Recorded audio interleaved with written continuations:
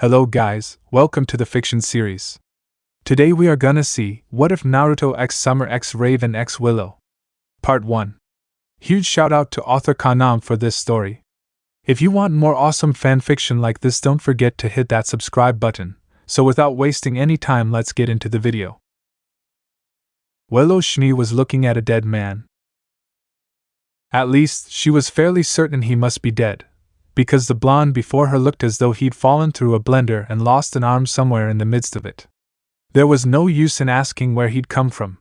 She'd seen it herself.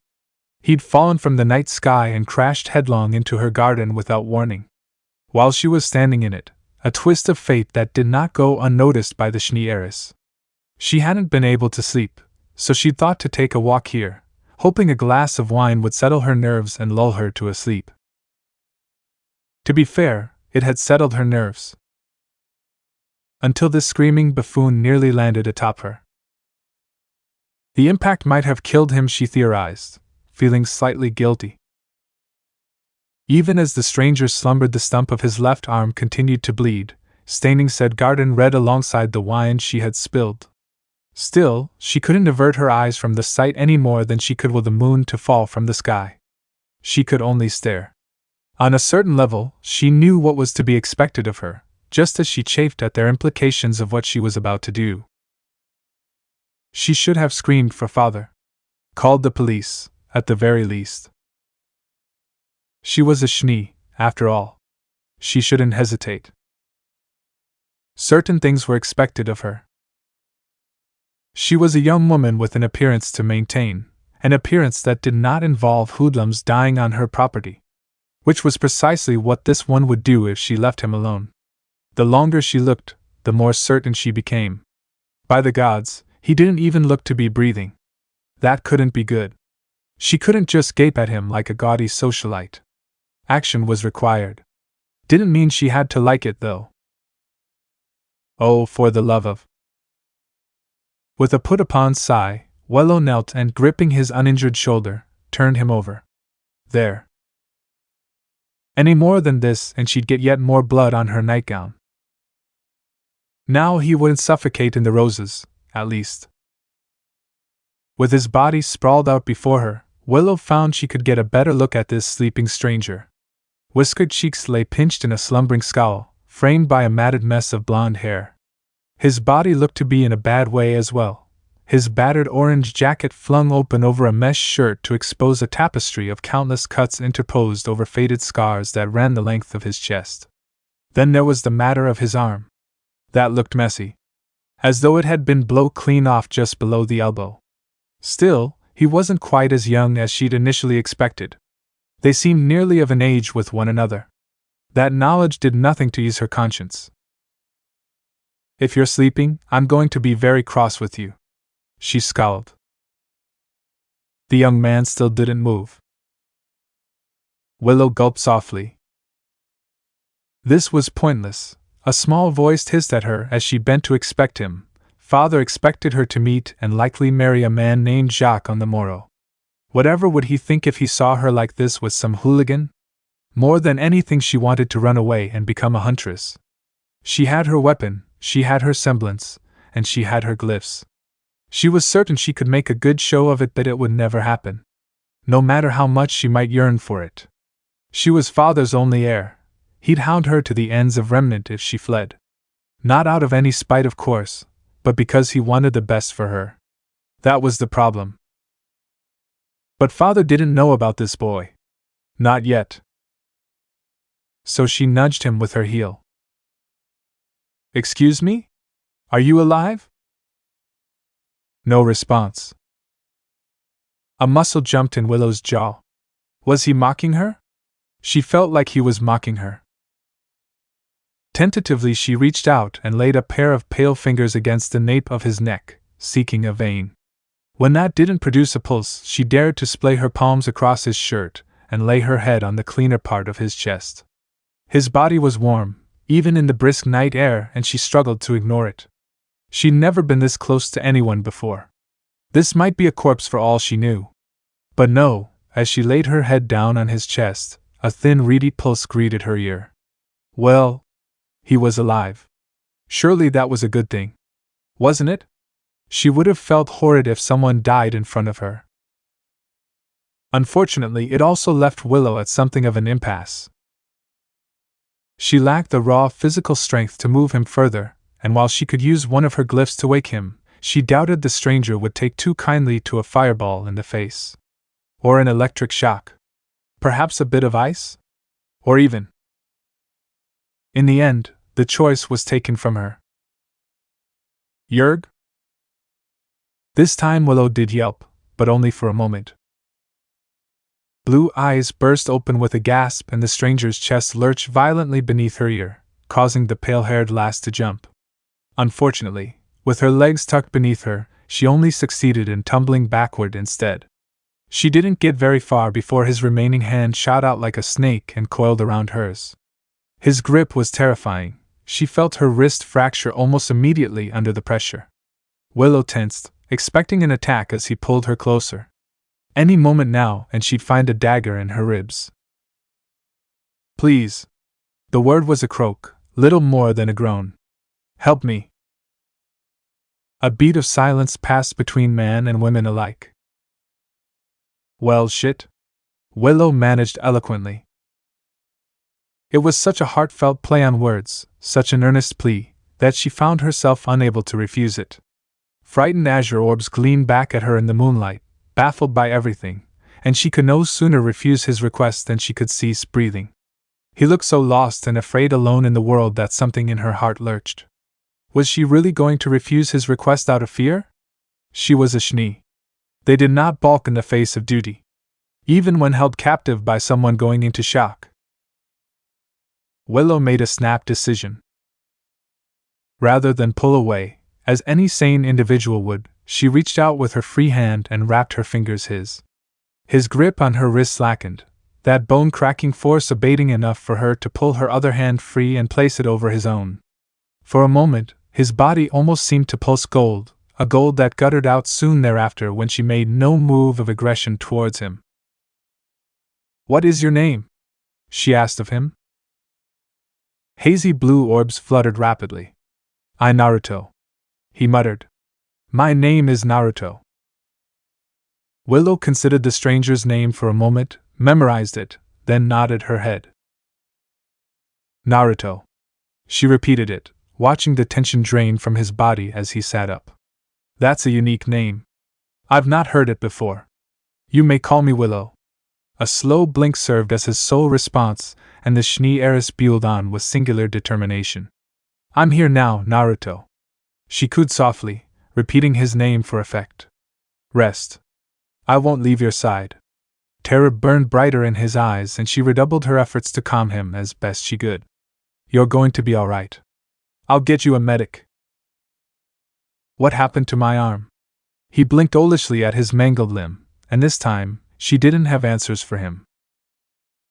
His eyes squinted, but it was clear that he was slowly losing the battle against his own battered body. "Where am I?" he croaked, shaking his head. "I don't recognize this place. How did I get here?" "You're safe," Willow repeated, smooth fingers running over his gently. "Sleep." "I can't." His words, that little whisper, was a dagger in her heart. "I might not wake up." A spark ignited deep within her bosom, fire and defiance. "You will," she growled. "I swear it." He surprised her with laughter. "If you say so." "Just like that?" As Willow looked on in mild consternation, the young man who called himself Naruto relaxed against her, eyes finding hers for only a moment before he succumbed to sleep. When he pitched backward, she flailed to catch him with one arm, still clinging to his hand with the other. He didn't fight, his body turning to dead weight against her arm. A breathing weight. Thank the gods. She released a breath she hadn't realized she'd holding until this very moment, only to realize she still hadn't let go of his hand. She almost couldn't bear to. So she didn't. Fishing her scroll out from her scroll, Willow hastily dialed a number. "Yes, hello?" she began calmly. "I'd like to report an accident." Once the call concluded, she made another decision. Screw Daddy Dearest, screw what he would think of this. For the first in her life, someone had asked her for help. Her, Willow Schnee. Not for wealth or power, or even influence. Just one human being to another. She didn't know who Naruto was. Didn't know where he was from or even if he was a good person. But he'd asked her for help.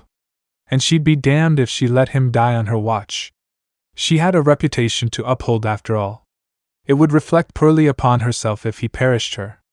Or so Willow told herself. She repeated the lie over and over until she almost believed it, almost forgot the heat in her cheeks, almost forgot that tiny, faint flutter of her heart. Almost, but it was still there. Sighing softly, Willow tucked her patient's head into her lap and resolved wait for the paramedics. Such a simple choice, the tiniest spark of defiance. And yet that spark would one day become a raging flame, one fierce enough to scorch even the coldest hearts. Jacques never stood a chance. Why, you ask? Because now, when she did meet him, her heart would be hardened against him. She wouldn't be deceived by a handsome face, wouldn't fall prey to his pretty, poisonous words, never tumble into the twisted web he wove. Never fall under his twisted little thumb, never fell prey to his machinations. She had no way of knowing that she just changed her fate. By this single act of kindness, not just change her world, but the whole of Remnant. Because from this single, seemingly harmless encounter, everything would begin to change. So, missing an arm. This was his life now. Oddly enough, Naruto wasn't too terribly bothered by it. Instead, he stood strong in the sunlight, bleary blue eyes gazing at the bandaged stump of his left arm. He waved it to and fro, sighing when there wasn't any pain, only the faintest ache accompanied by a weightless sensation. Kurama had done his work well. Maybe a little too well. He would have liked to reattach the limb if he could. It was a boy's wish, one he stubbornly quashed in the blink of an eye. He wouldn't get upset over this. He wouldn't let it break him. He refused to. Still, losing an arm had changed him. Hardened something in his heart.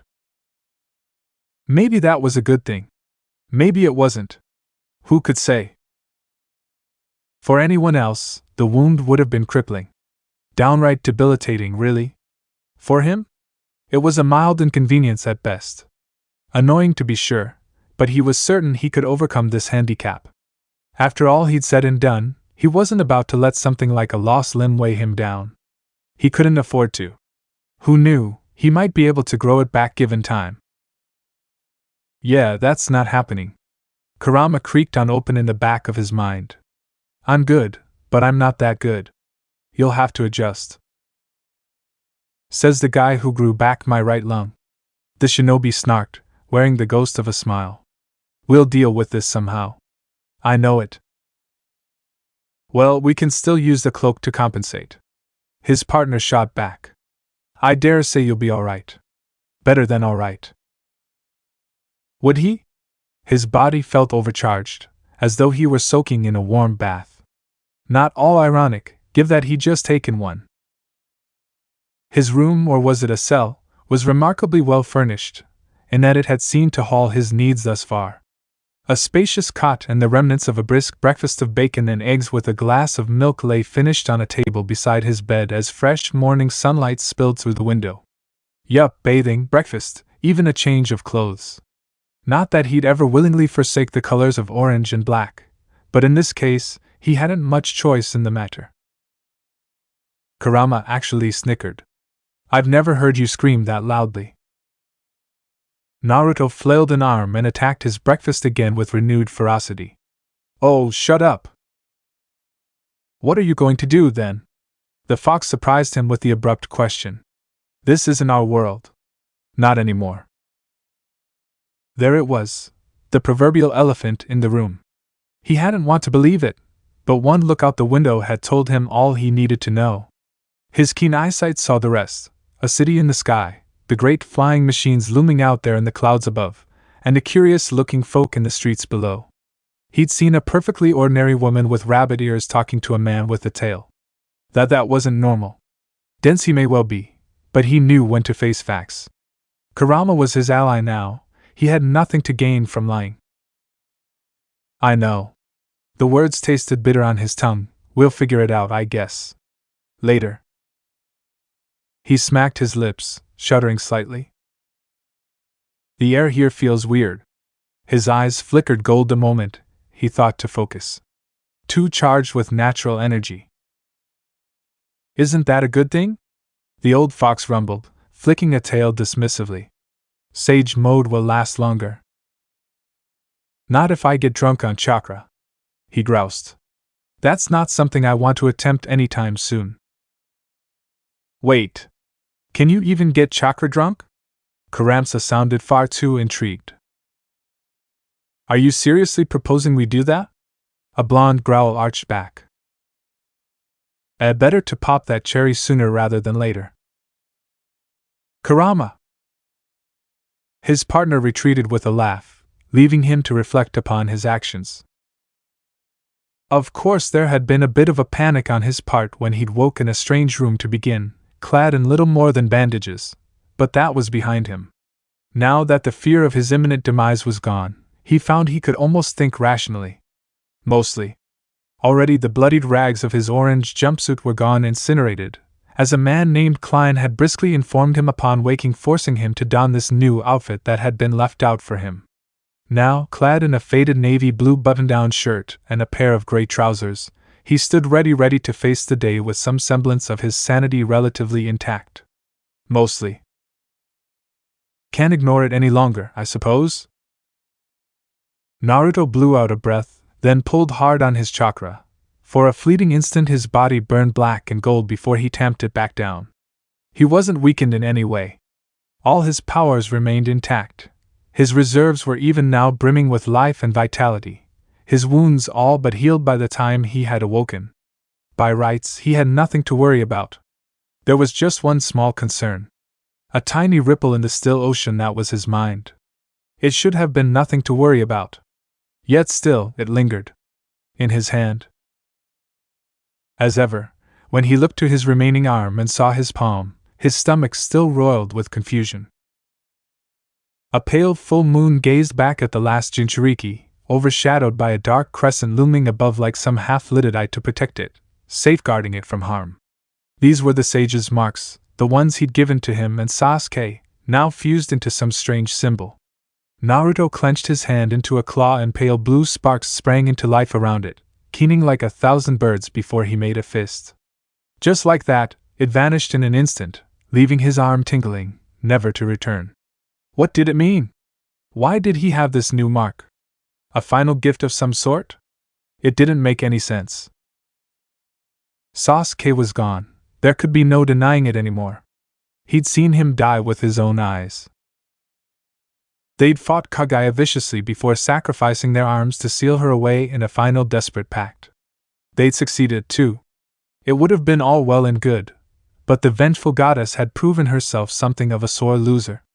Even as her body disintegrated, she'd lashed out at him in a final, spiteful attack. He'd been too weakened to escape, certain he would die. Until his old friend was suddenly there shoving him aside, denying the rabbit goddess her revenge. And so the attack found him instead. His last memory of Sasuke would forever be his crumbling corpse. And wasn't that just going to haunt his nightmares for a while, right up there with nearly falling to his death? But then, just when he thought he was going to die, someone had held his hand. She'd said she would stay with him. He recalled pale eyes and hair the color-driven snow, a soft smile. Someone has a crush. Kurama jabbed him in his moment of weakness. Asshole, he grumbled, staggering to a nearby mirror. I just want to thank her. Yeah. That's it. Still, that's not a bad look you've got there. Seems the stress took more of you than we thought, though. Naruto fought down a twitch. Thankfully, his reflection remained very much his own if one were to ignore the streaks of white in his hair. Those hadn't been there before. It was another galling reminder of the hell he'd been through. The battle against Kaguya had taken a toll on his mind, to be sure, but he'd bounced back from worse. It was his body that had taken a beating, a body that at one point held the chakra of nearly every tailed beast. Even now he could feel their remnants burning through his veins. Although to his relief, it seemed only Kurama's consciousness had made the trip through the rift with him. Shikaku and the others were great by all means, but he wasn't sure he could handle that many voices in his head right now. Or much of anything, really. Right. He breathed, pinching the brow of his noise. We've got this. Nothing's wrong. We're all right. You're not, are you? Of course I'm not all right. A small, hysteric laugh burst out of the blonde as he whipped back to the mirror, cracks etching in the facade he'd worked so hard to erect. How can you expect me to be fine? I'm terrified. This is our world. His reflection glared back at him with red eyes. My best friend died for me to send me here. I don't even know why. I have to live with that. Live with the knowledge that our world might be on freaking fire for all we know. Did stopping Kaguya release her jutsu? Did we stop Black Zetsu? Did we achieve anything more than a stalemate? Did we win? Did we lose? I don't know the answers. I'm never going to know them. His reflection Kurama tilted its head and considered him for a long moment before speaking. It's not your fault, you know. You did your best. It is my fault. Naruto swept an arm across the banister with explosive force, sending everything flying to the floor. Pain slashed across his palm. He didn't feel it. Didn't care. His fist shot out again, only narrowly missing the mirror at the last moment to barrel through the wall instead. Something popped in his hand and healed a heartbeat later. So he punched again. And again. Again, until he was staring at a hole in the wall. A maid gaped at him from within the nest room, her face ashen. Guilt twisted in his gut, but she skittered away before he could apologize. Naruto's rage guttered out a heartbeat later as his knees buckled, leaving him powerless. I should have been smarter. He sighed, taking his head in his hand, staining one side of his face red. I should have fought harder. None of that. Kurama's growl silenced him as he bodily took control before Naruto could find something else to punch. I won't have you wallowing in guilt after everything you sacrificed. You're alive. You get to fight another day. Yes, you lost someone. I've lost more friends in my lifetime than you can possibly imagine. Leave getting home to me. I'll figure something out. Despite himself, Naruto almost dared to perk up. You have an idea? Never you mind that. You have company. Eh? I'm sorry. A familiar voice chimed from the doorway, bringing him up viciously short. Am I interrupting anything? Naruto didn't jump. Jumping implied he hadn't heard the newcomer, because he hadn't. He'd been so wound up in his emotions, his guilt, that he hadn't even sensed her approach. Stubbornly, he tamped down on this fuel and choked it out until only a cold core of smoldering rage began. Then he took that and crushed it in his fist, willing himself to smile when all he wanted to do was scowl. Good luck, Loverbo. Kurama caught at him. I swear, I'll find a way to strangle you. Thus he turned his head, gulping. And saw. Oh, did he see? Unlike last night, Willow now wore her pale hair in a low ponytail over her left shoulder. In place of the sheer nightgown he'd seen before, forget, her newfound attire consisted of a white cravat secured by a silver brooch set with a red stone, as well as a light purple jacket with light sleeves, and a wide belt around her waist complete with a pale skirt that creased an inch above her knees. There was even a slit in the side to better allow for free movement. He soon saw why. Was that a rapier at her hip? It was. Yikes. It was as if the vulnerable young woman he'd glimpsed last night had been swept aside, replaced by a queen of snow. No, an ice queen. And why the devil did she have a comb in her right hand? Oh, hey. I remember you, he said less than eloquently as his savior leaned against the doorframe. Her name came to him after a moment. Willow, right? That is my name, yes. She crossed both arms beneath her bosom and he tried to ignore the things it did to her breasts. Are you well? This time he didn't have to feign it. His smile was sunshine itself. Yeah, I always heal fast. Don't concern yourself. Her gaze strayed to his right hand, the hand that he even now realized was bleeding. You're hurt. I heal fast. He parroted, stubbornly tucking his arm behind his back. It's a deep wound, she challenged. I can see it from here. Before he could argue, she reached down and... What the hell? Naruto had expected many things when he met Willow again. What he did not expect was this. As he looked on gobsmacked, she tucked the comb into her belt and tore her skirt. Several inches of fabric. Just like that. His jaw threatened to come unhinged, as she took the fresh fabric and marched over to him like a woman on the warpath. Naruto tried not to look at her skirt, truly he did. He could have run. Could have fought. Could have done any number of things that didn't involve standing there like a lemming. Instead he stood still and let Willow bandage his wound. Quickly. Firmly. Efficiently. Almost as if she had experience in this sort of thing. It almost made him smile as she fussed over him. You're stronger than you look. He took the compliment as it was while she worked, looking up at him through her long lashes. What made you that angry? Personal matters. He mumbled. Wait, were you worried about me? Naruto hadn't meant anything by those words. They were harmless by all accounts. Alas, he wasn't privy to the thoughts of the Schnee girl. He didn't see the way her imagination ran rampant, didn't realize his simple line of inquiry had quickened her pulse. How could he? He was adept at sensing negative emotions. Positive? Not so much. As such, he was wholly unprepared when Willow's pale face turned scarlet. No, she sputtered out. Surely not. It would just reflect poorly upon me if you were hurt while in my care. Naruto tilted his head innocently, her baffling behavior sailing over his head as surely as a bird. So you were worried?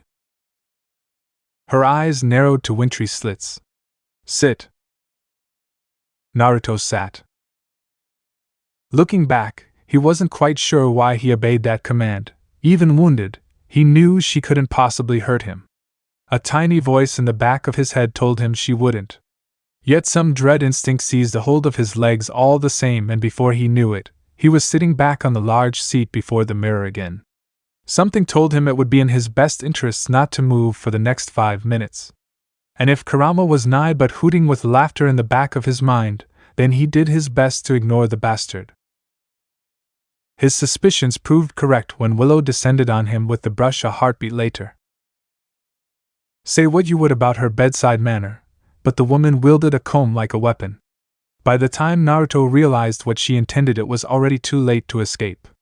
She silently slid behind him and he glimpsed only the faintest smile before she went to work on his hair, which was admittedly something of a mess, even after the bath. If anything, bathing might have made it worse. Without his headband to tame it, that tawny mane spilled down to tickle his forehead, and he had no means to master the spiky mess until now. Willow didn't just brush his hair, she attacked it, but not in a way that hurt. On the contrary, this felt downright pleasant. Your hair has lost more of its color since I saw you last. She hummed softly as she worked his scalp with perfect strokes. Did something happen to you? Besides the fall? His partner snarked. Inwardly, Naruto's mind began to skitter about madly. What to tell her? How much did he dare?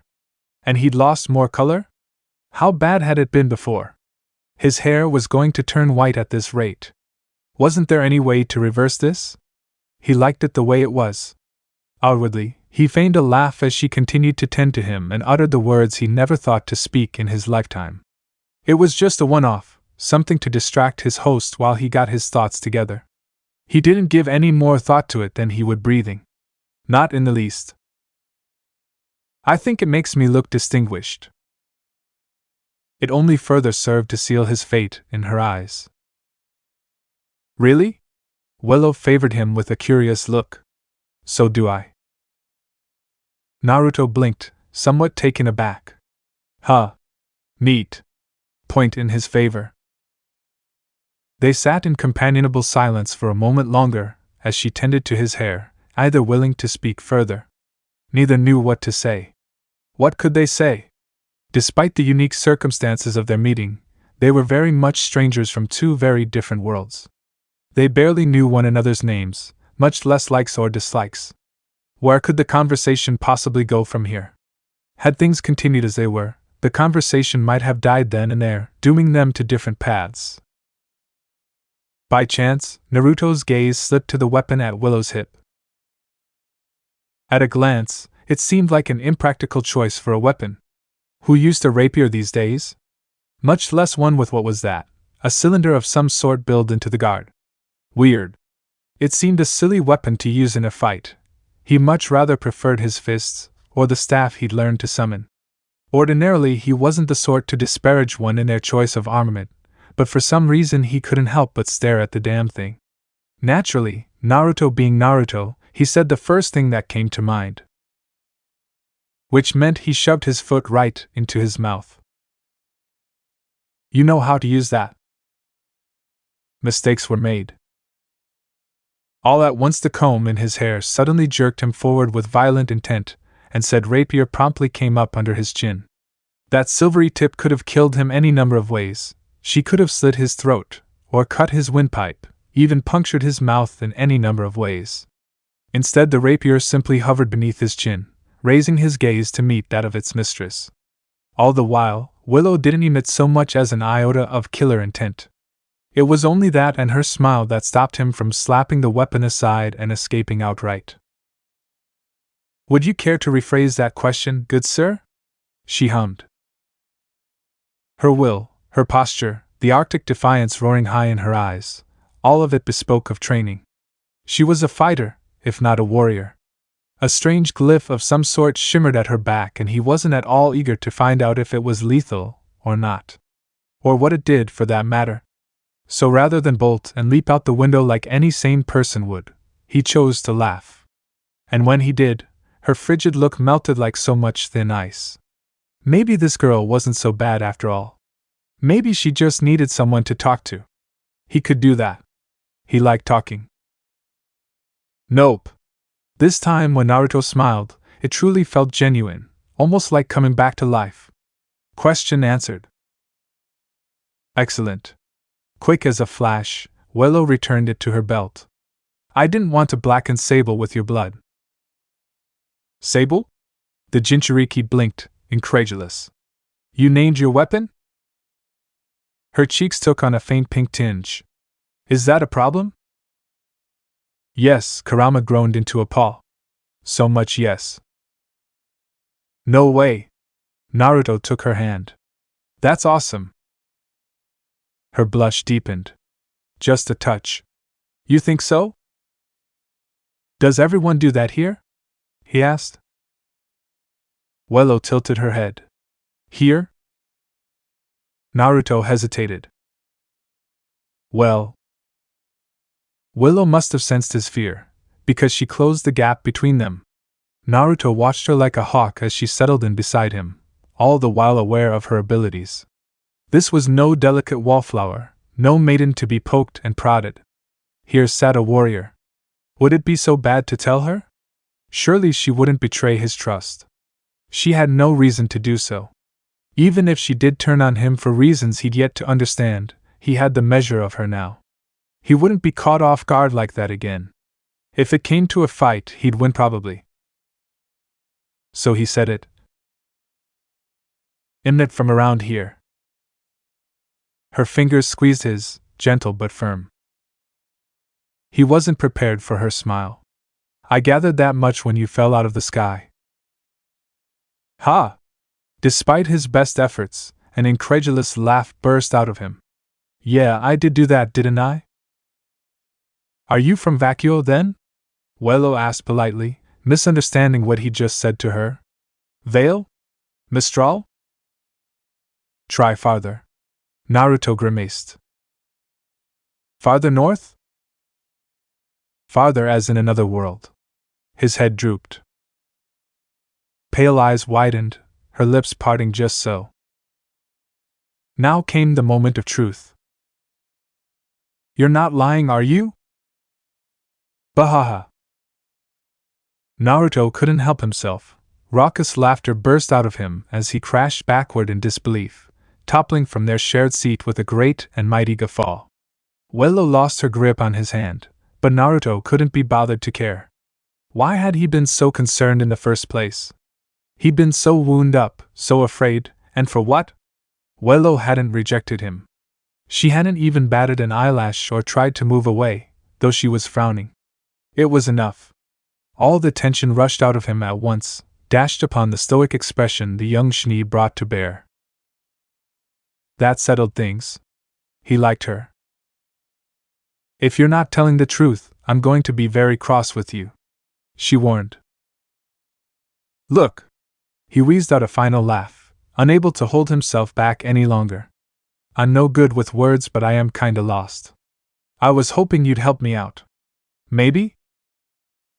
For the second time in as many days, Willow's heart beat traitorously in her chest, pulse pounding with rising heat in her cheeks. Here he was, asking her for help again. He didn't care that she was a Schnee. Spirits, he didn't even seem to know what her name meant, or what such a favor might entail. And he was holding her hand. Just how bold was he? Had he been living under a rock or something? Still, she couldn't bring herself to tug her hand from his. It felt warm. Like she was holding living fire in her palm. A small, girlish part of her warmed to it. Unconsciously, her fingers began to twine with his as she cast a furtive glance to the door. Maybe this wouldn't be so bad after all. So long as Father didn't see this just now. Father would get protective. Well, if you insist. She feigned a scowl for appearance's sake. What did you want to know? Everything. In his defense, Naruto didn't mean to pull so hard when he grabbed her hand again, nor could he be wholly blamed for the disaster that followed.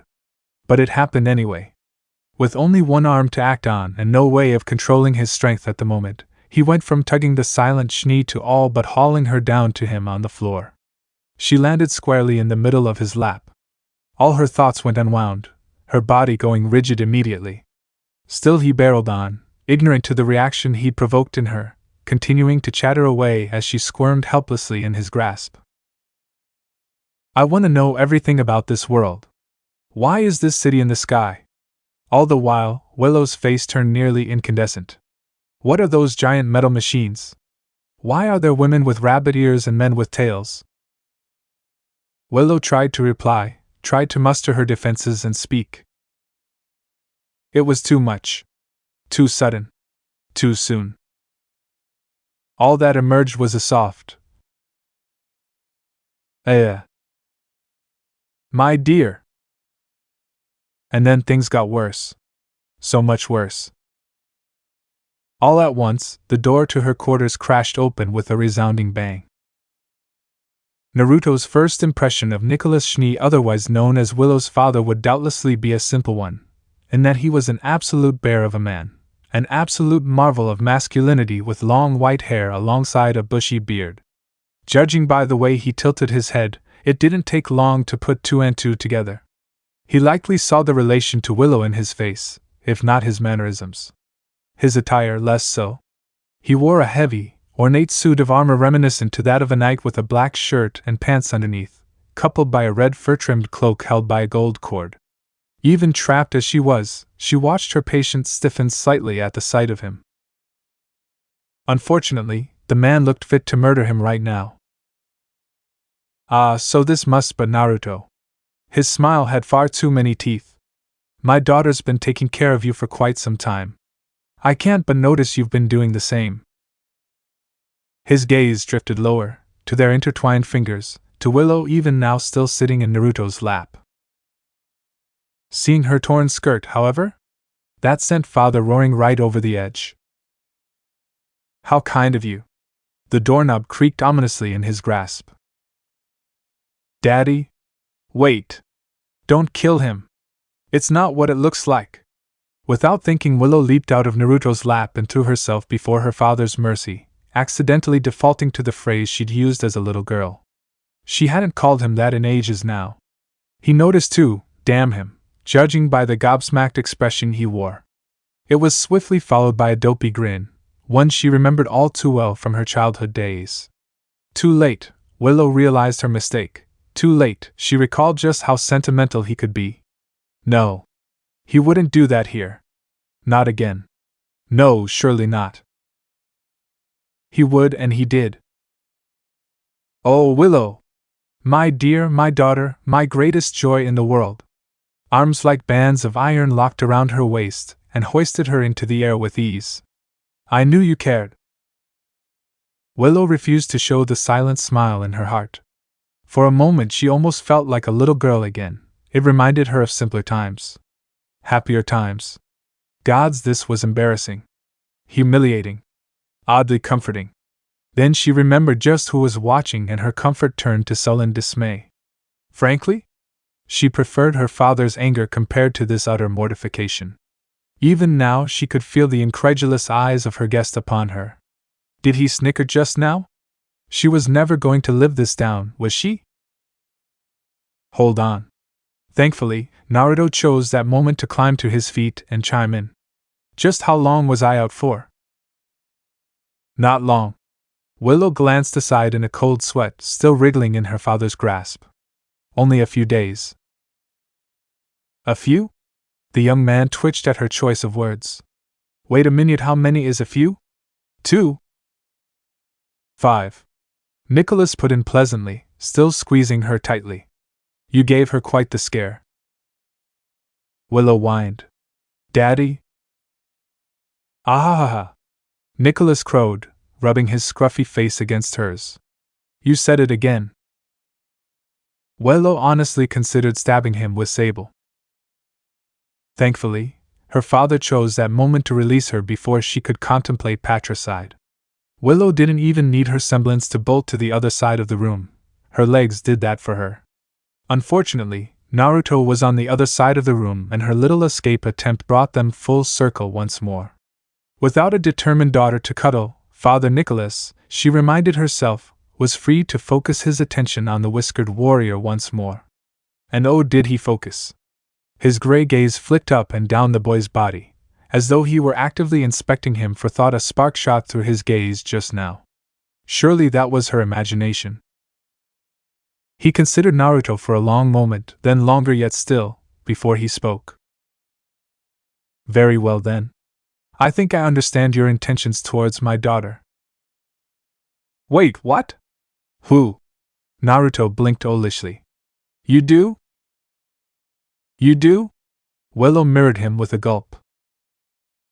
No. This wasn't happening. Of course, my dear girl. It's impossible to miss the way you've been staring at one another. Father's laughter might have been pleasant, but for the edge in his gaze and the tiny sapphire glyph dancing in his palm. Then his gaze found Naruto. You should know that I value my daughter's happiness more than my own life. He continued, laying one hand to the hilt of the sword even now resting in his belt. Disproportionately so. Maybe if she threw herself at the wall she could knock herself out. It had to be better than this. Of course. The blonde chirped, the meaning sailing clear over his head. It's not like I'm gonna stab her in the back or anything, if that's what you mean. I like her. Sadly, her aura held when she headbutted the wall. Would you die for her? Nicholas challenged with an arched eyebrow. Something in Naruto's gaze hardened and Willow flinched. What kind of question is that? Oh, thank goodness.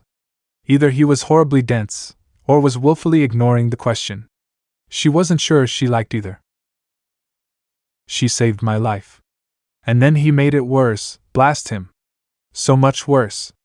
Dying wouldn't even begin to repay the debt I owe her. That's grand. The older man beamed. Have you picked out a ring for her yet? Willow keened quietly as she worried her lip between her teeth. Naruto frowned. Ring? Why would I need a ring? Aren't you a bold one? Father boomed. Well, that tore it. The Schnee heiress took her head between both hands and tried to hide in her palms while they talked. This was happening. She'd lost control of this train, and it was hurtling a fiery death at the end of the tracks. Maybe she should just jump through the window and fling herself to her demise. It sounded less painful than the sheer embarrassment she was experiencing right now. This couldn't be happening. This was a dream. A misunderstanding.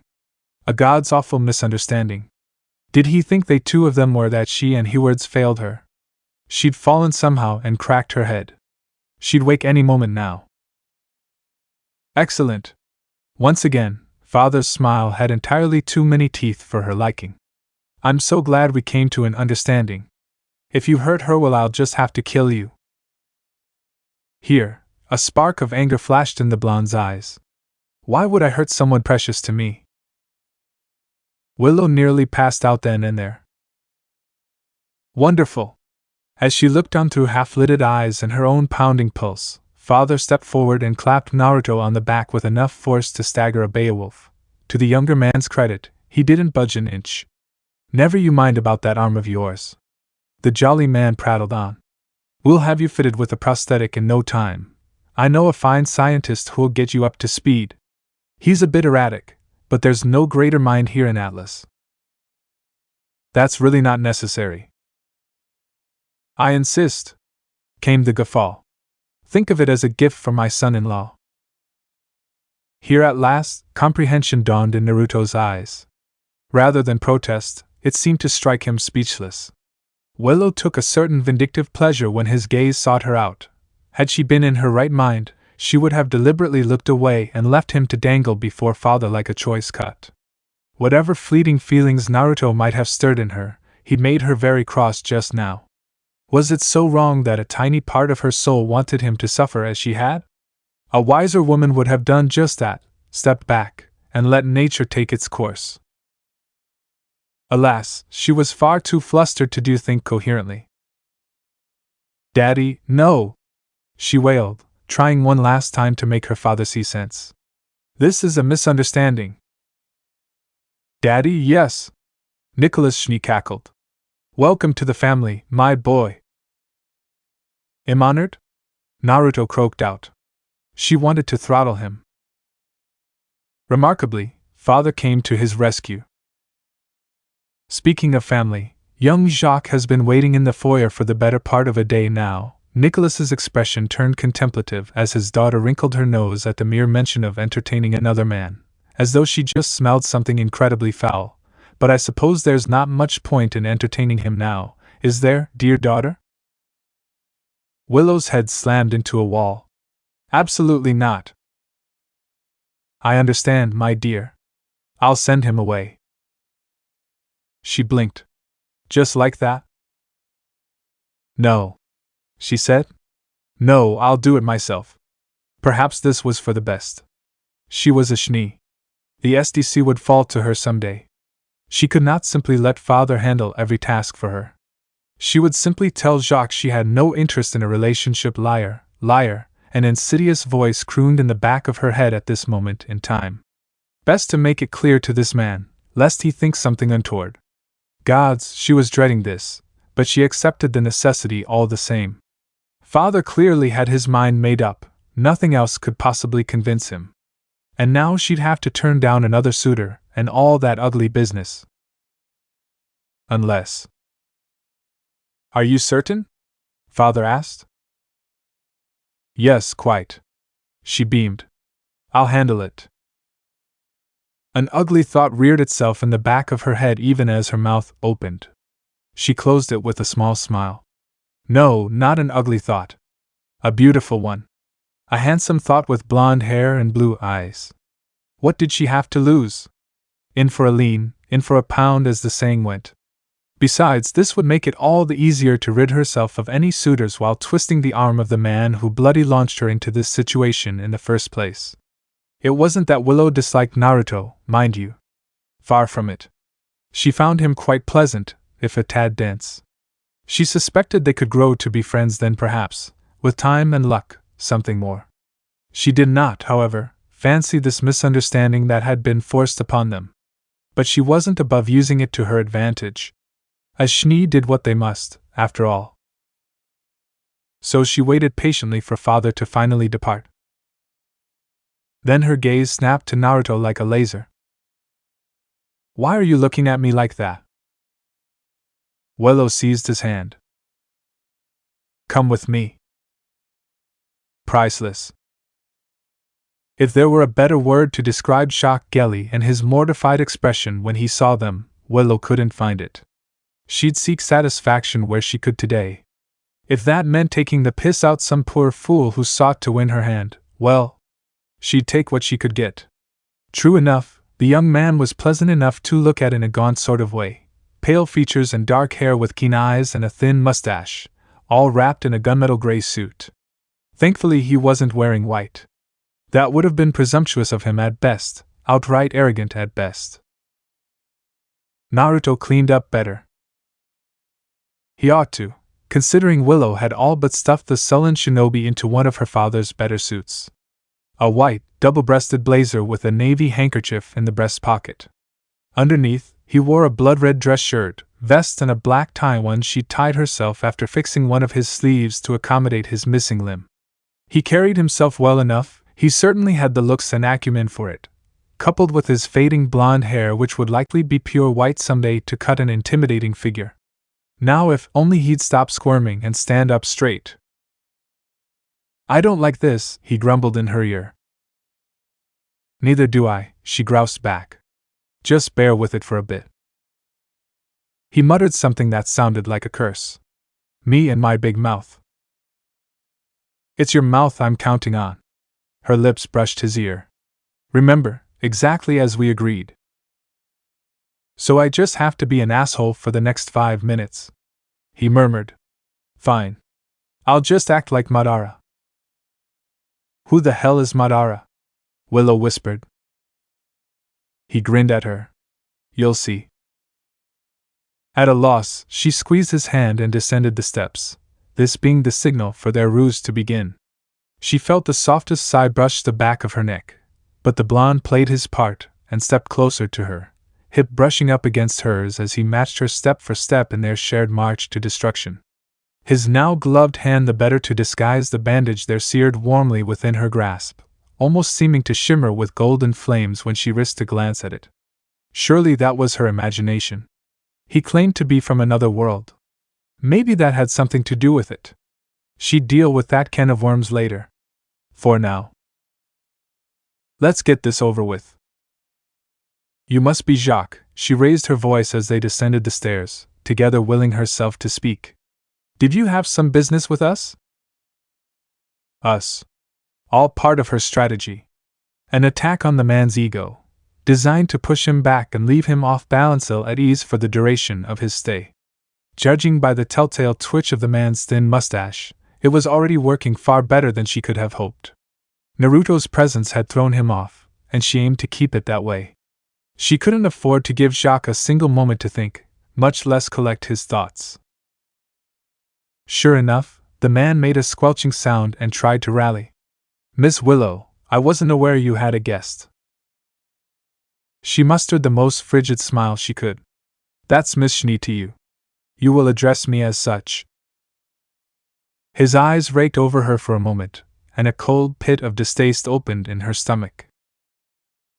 Just as Naruto had been gang-pressed into a suit, so too was Willow forced to wear a dress, and didn't that just burn? To complete the ruse. She couldn't well wear her old outfit now. Not after she'd torn strips out of it to bandage the blonde's hand. Some might call it tasteful, but she felt naked in it. No. She loathed every bit of it, hated the way it clung to her hips and bosom, despised that it left her shoulders bare and her hair down, abhorred the thigh slit that gave anyone who looked a glimpse at her long legs.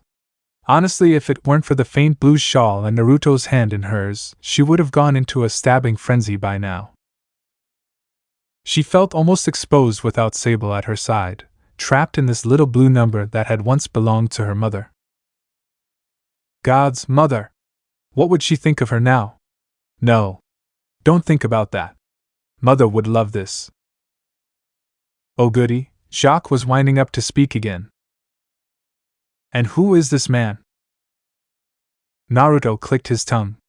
You're better for one. Jacques jerked in place, while Willow beamed with silent pride. Perfect. He was performing just as she'd begged him to do. For the purpose of this brief exchange, Naruto was to be arrogant, overbearing, and so annoying. In short, he had to be anything but himself for the next 5 minutes. Enough to drive Jacques away. Humiliate him if needs be, rebuff his affections. Crush his hopes so utterly that he never dare to think of approaching her again. From there, word would spread. Willow's Schnee was not to be trifled with, she was taken. If she couldn't make father see sense that lovable dolt, then she'd simply ride his assumptions and let him believe what he would, but for her own ends. And if it kept potential suitors away? All the better. Naruto seemed a sweet soul, but she wasn't interested in marrying anyone not just yet.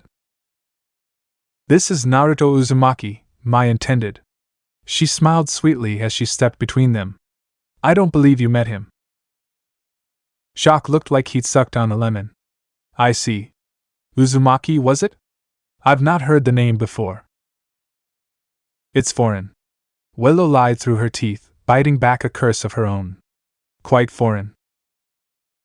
Another world level of foreign, a small hysteric part of her mind babbled.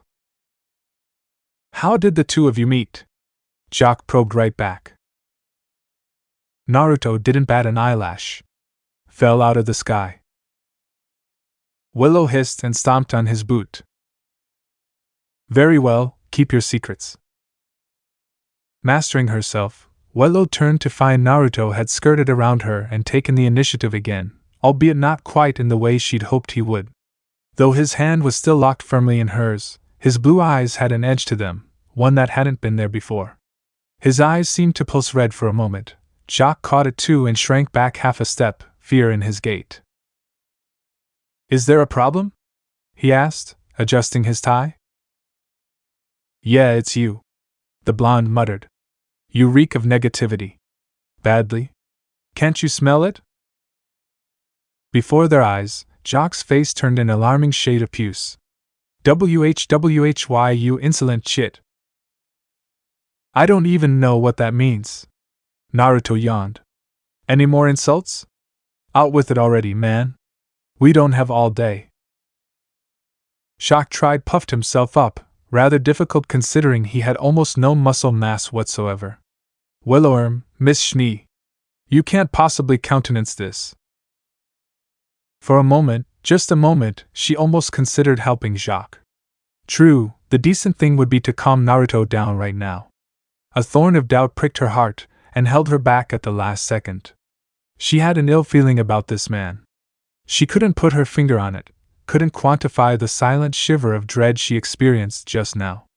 Regardless, she made up her mind. Meh. I can and I do.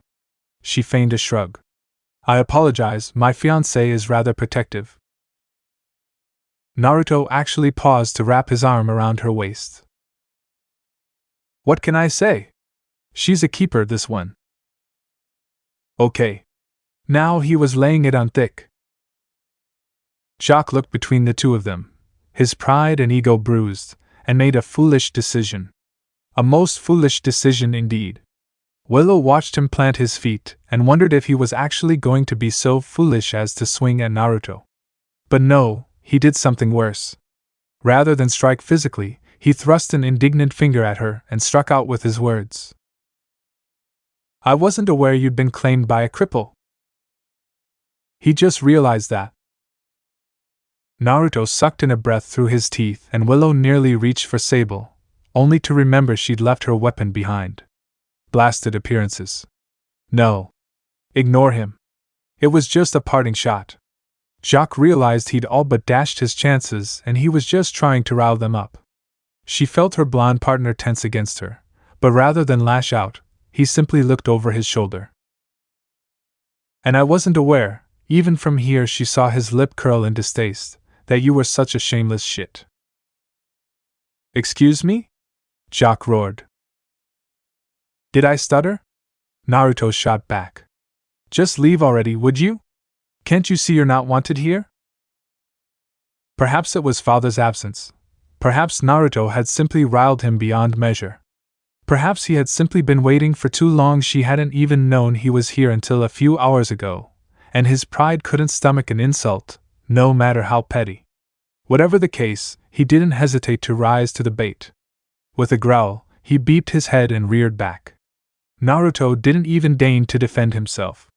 The punch, when it came, was clumsy by all accounts. It did not even turn his cheek. Indeed, the whiskered warrior didn't even deign to bat an eyelash at Jacques and his feeble attack. Naruto sighed. Are you done? Look, just go. Jacques spat right in face. To the untrained eye, it appeared the blonde would ignore this insult just as he'd ignored everything else. Willow knew better. She felt Naruto's fingers twitch when they retracted from her waist, beheld the curious gleam in those blue eyes and the faintest downturning of his lips. His lone hand rose and plucked the handkerchief from his suit, dabbing the saliva away from his face. Then he went terribly still, almost as if he'd ceased to breathe for a moment. You're the one who isn't wanted, boy. Jacques sneered, unwittingly twisting the knife. Why, I have half a mind to sue you for such baseless slander.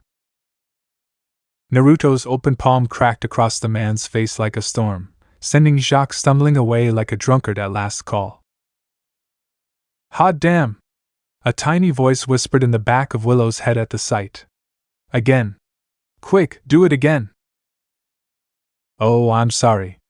Naruto hummed, storming after him. My hand slipped just now. Jacques rounded on him, livid. Why, you impudent pup! Oops. Slipped again. Thus did the harsh crack of an open palm echo anew, punctuated by the another shriek from Jacques. He was still stumbling when Naruto seized him by his jacket and struck again. A lone palm slammed down on the right side of the man's head, deafening him to the world. A cross to his left cheek sent Jacques spinning, and a knee between the shoulders laid him out flat against the floor. This time, however, a curious clattering sound drew all eyes to said tiles. It damned Jacques further. Willow blinked. Jacques squeaked and clutched at where his tie had been. Naruto whistled.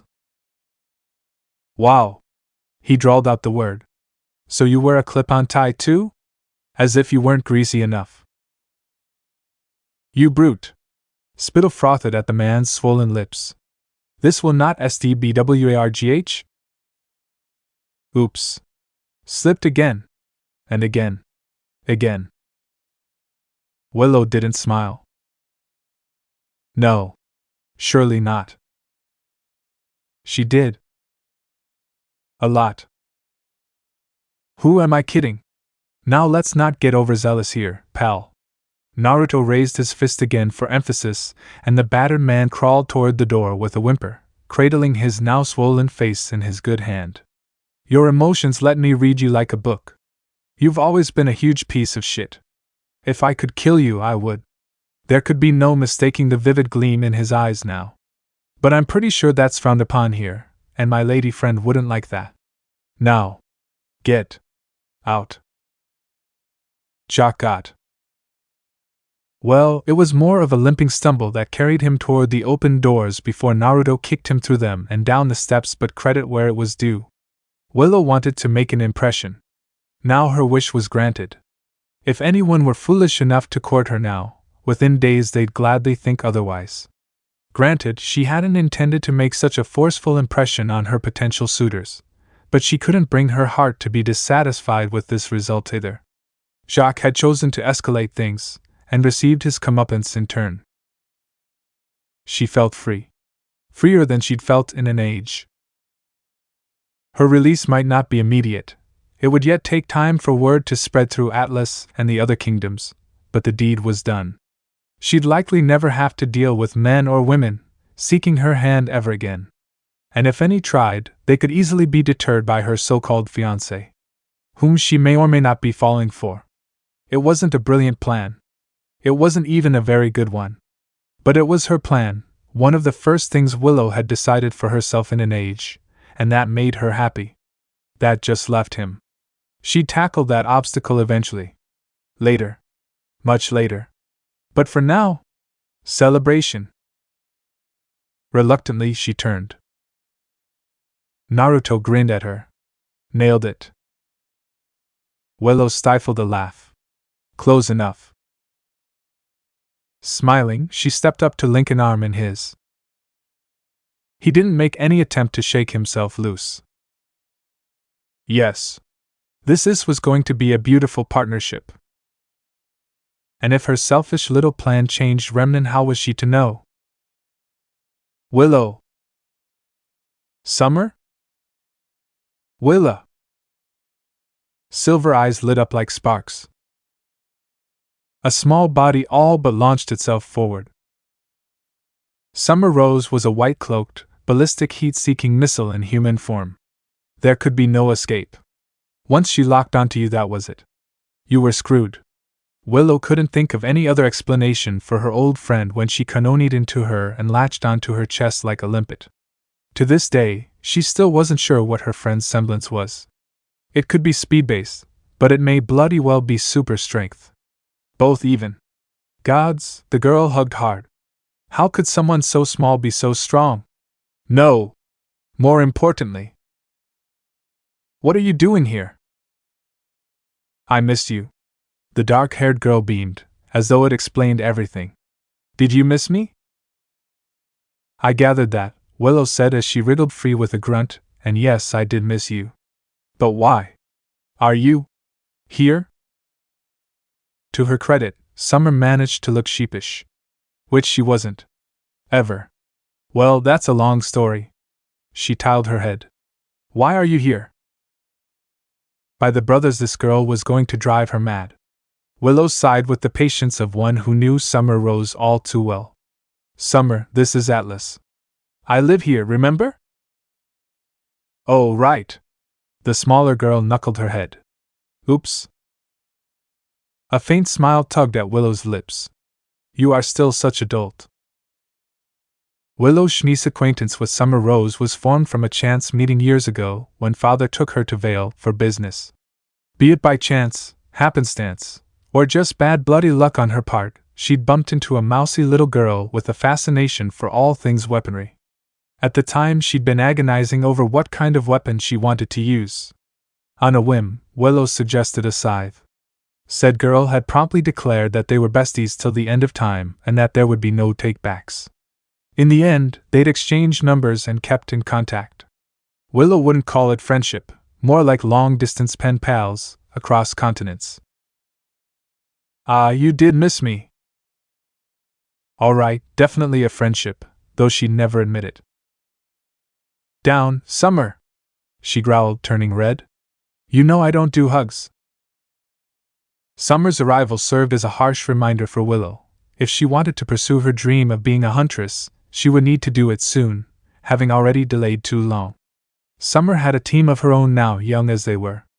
Sooner or later, she would have to make a decision between running the SDC or pursuing a career in her own field. But now was not the time for such thoughts. No, the dark-haired huntress wilted her head as Willow poked her nose. Stop distracting me. I'm asking, why are you here? In the lab. She gestured grandly to the enclosed space around them. Answers, please? Oh, that's simple. Ozpin brought me and my team with him. Summer chirped. Say, where's the guy who fell out of the sky? She peeked past her, no avail. Is he here too? Ozpin said he would be here. Maybe on one of the lower floors. Ozpin? Something clicked in the back of Willow's head. Aha! She reared back. So that's what this is about. Wait, Summer's face turned ashen as her friend advanced upon her. You've got it all wrong. Not what hurts. Too little, too late. Willow seized her friend's cheeks with all her might and pinched, stretching and pulling the poor girl's face from side to side as one might a rubber band. Summer bore with it about as well as one might expect from a girl her age.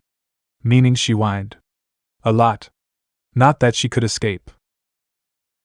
You've got a lot of nerve showing up out of the blue like this unannounced, Missy. Summer may have wailed, but her smile never faded. I'm not sorry. You will be when I'm through with you. Why was Willow here? Because she wanted to be. Because father kept his promises. Because Naruto was going stir-crazy being cooped up in the mansion, and she didn't trust him alone with father. They had come here, the three of them, to meet Arthur and get her companion fitted for an artificial arm.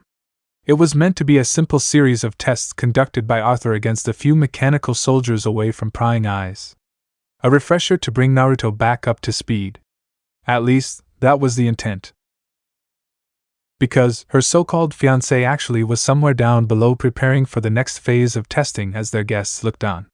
Which meant he got to escape this awkwardness while she was left to suffer and field questions in his place. She'd get him back for that. See how he liked a summer tackle to the chest? No. Wait. That wasn't a good idea. Summer seemed entirely too eager to meet him. As for the rest of her team, a harsh crunch below them heralded the arrival of the man in question. All right. Her false fiancé shouted from somewhere below them. Let's get this show on the road. Willow sighed. Nothing was ever simple where Naruto Uzumaki was involved. She should have accepted that truth long ago. No, perhaps the fault lay with her this time. She had failed to anticipate several things today. The first was Arthur's enthusiasm. Who would have thought the man would go so far as to procure live Grim for this test? The second was father's connections and the fact that he might have talked about the boy who fell from the sky. The third proved to be the lab itself. She thought it would be little more than a small enclosure in a room somewhere. One entrance, one exit, no surprises. No one to sneak up on them, no unannounced arrivals, nothing. Don't tell me, she groaned, you came to poach Naruto, didn't you? Summer perked up like an eager puppy. Ooh. Is that his name? Willow flicked her forehead. No. Bad Summer. She'd misjudged them. This building consisted of 3 large floors with separate entrances for each. One for the entrance and labs, another for testing where scientists could observe, and a third leading to the roof. Summer and her team had come traipsing through the ladder without warning. Almost as if they'd expected her. As if they'd known. Father hadn't been surprised. If anything, Nicholas Schnee was delighted to see them. But that was absurd. No, that was absurd. Father would never go behind her back like that. Surely not. A rough voice drawled to her right as she leaned against the rail. Is that the bastard down there? He doesn't look like much. Bet I could take him. Crow. Summer's elbow silenced it with a squawk. Be nice. You haven't even met him yet. All right, short stack. Don't hit so hard. Willow flicked a wary glance at Crow Branwen and felt her lip curl. Rude brute. She disliked him from the first. She supposed the same could be said of his sister. Raven hadn't spoken so much as a word since she'd met her. Summer had hinted that the Branwen twins were from a remote village or some such. They acted like former bandits. So uncivilized. At least Taiyang Xiaolong was polite enough to nod when she glanced at him. Handsome fellow, that one. She liked Naruto better. And there was the Goliath in the room. Ozpin, headmaster of Beacon Academy, currently chatting up father and laughing with him as if he were an old friend. Which he was. She didn't miss the way he kept glancing down at Naruto and Arthur in the test zone below. Something told her it wasn't what he was interested in. He might be one of the greatest minds in Atlas, but he was also something of a known quantity. Naruto was not. The boy who fell from the sky. Willow palmed her face. Of course that would catch Ozpin's attention, his curiosity more so.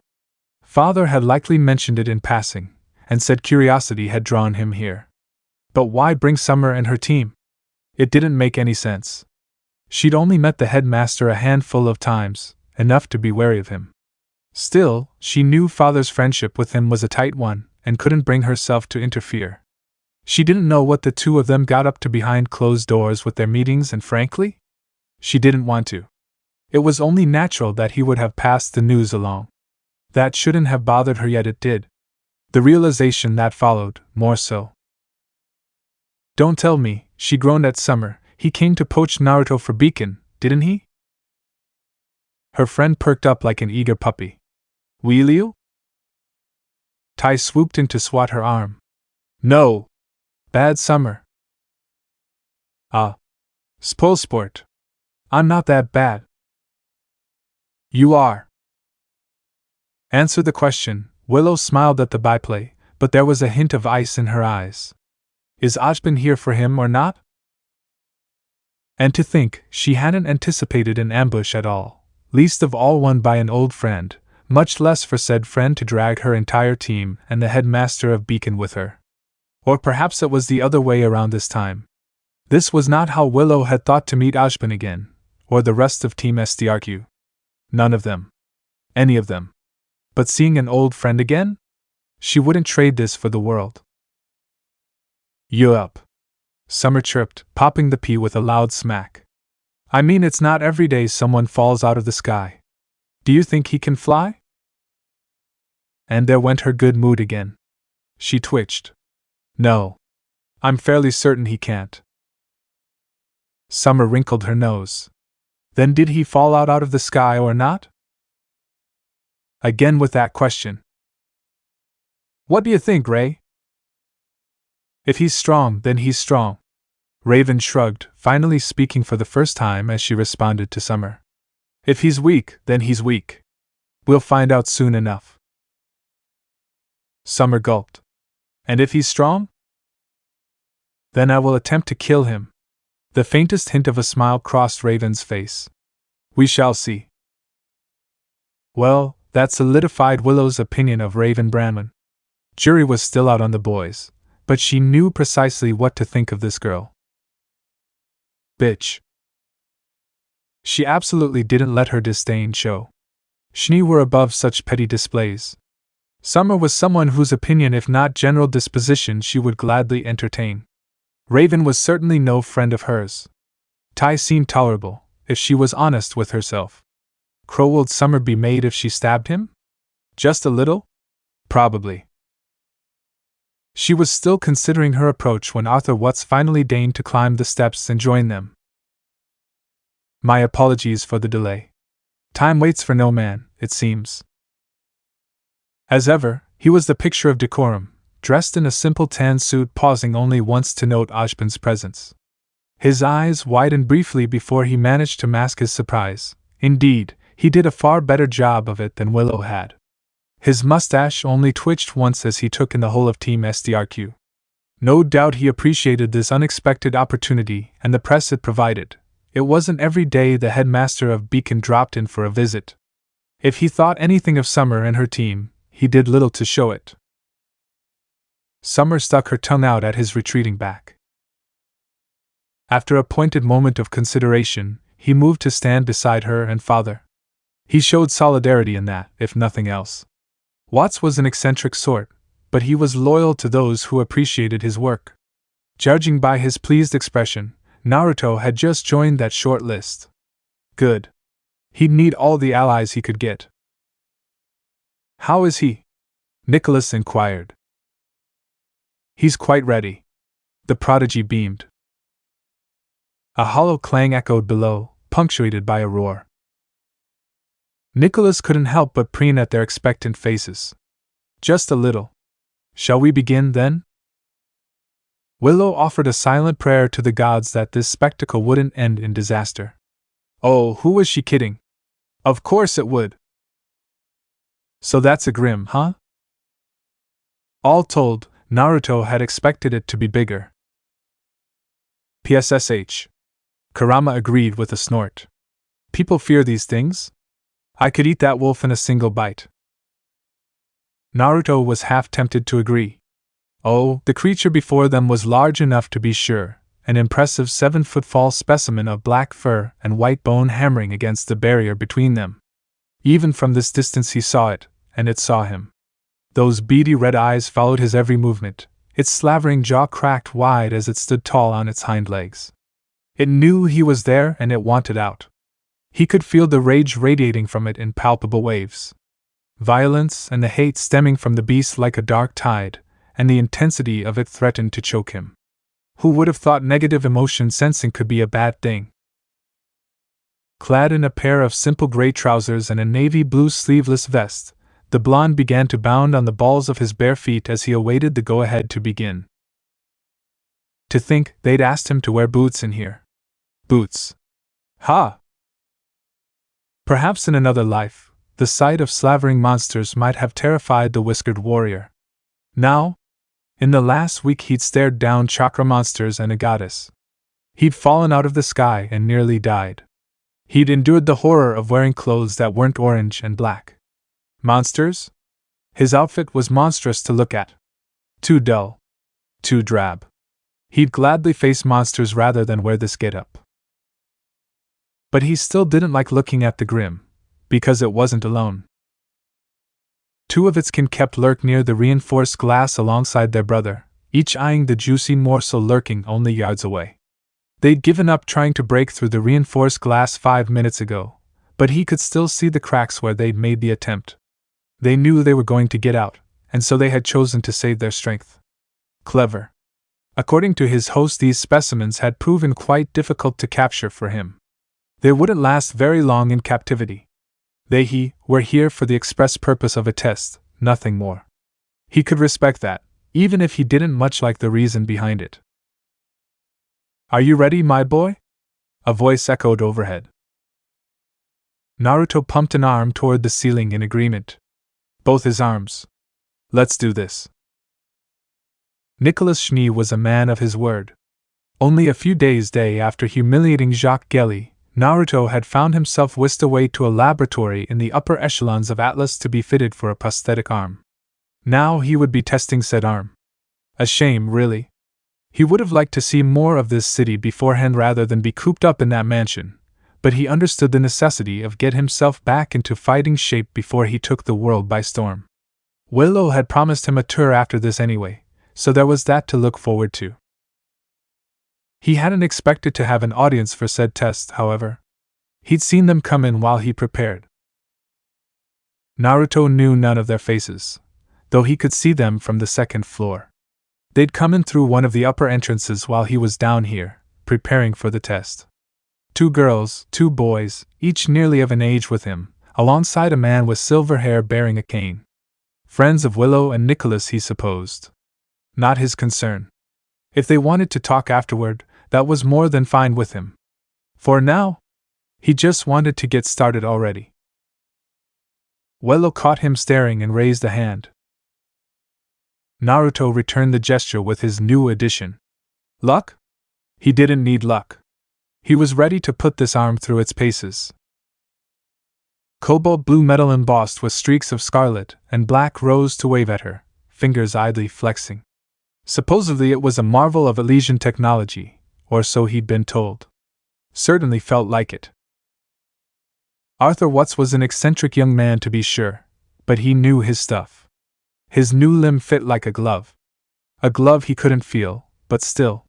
It responded to his thoughts flawlessly, fingers flexing in time with his motion and his muscles even now as he made a fist. Half of the man's words had flown straight over his head when he'd explained how it worked, but Naruto found himself pleased with it nonetheless. A metal arm was better than no arm at all.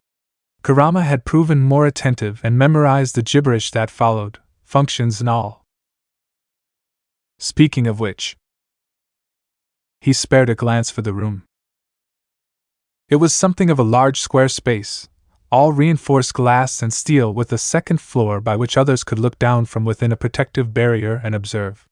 Which made sense, considering they were about to throw a pack of live Grim at him. Watts had been the one to gather them in the first place, but he'd asked to face the beasts despite everyone's concern.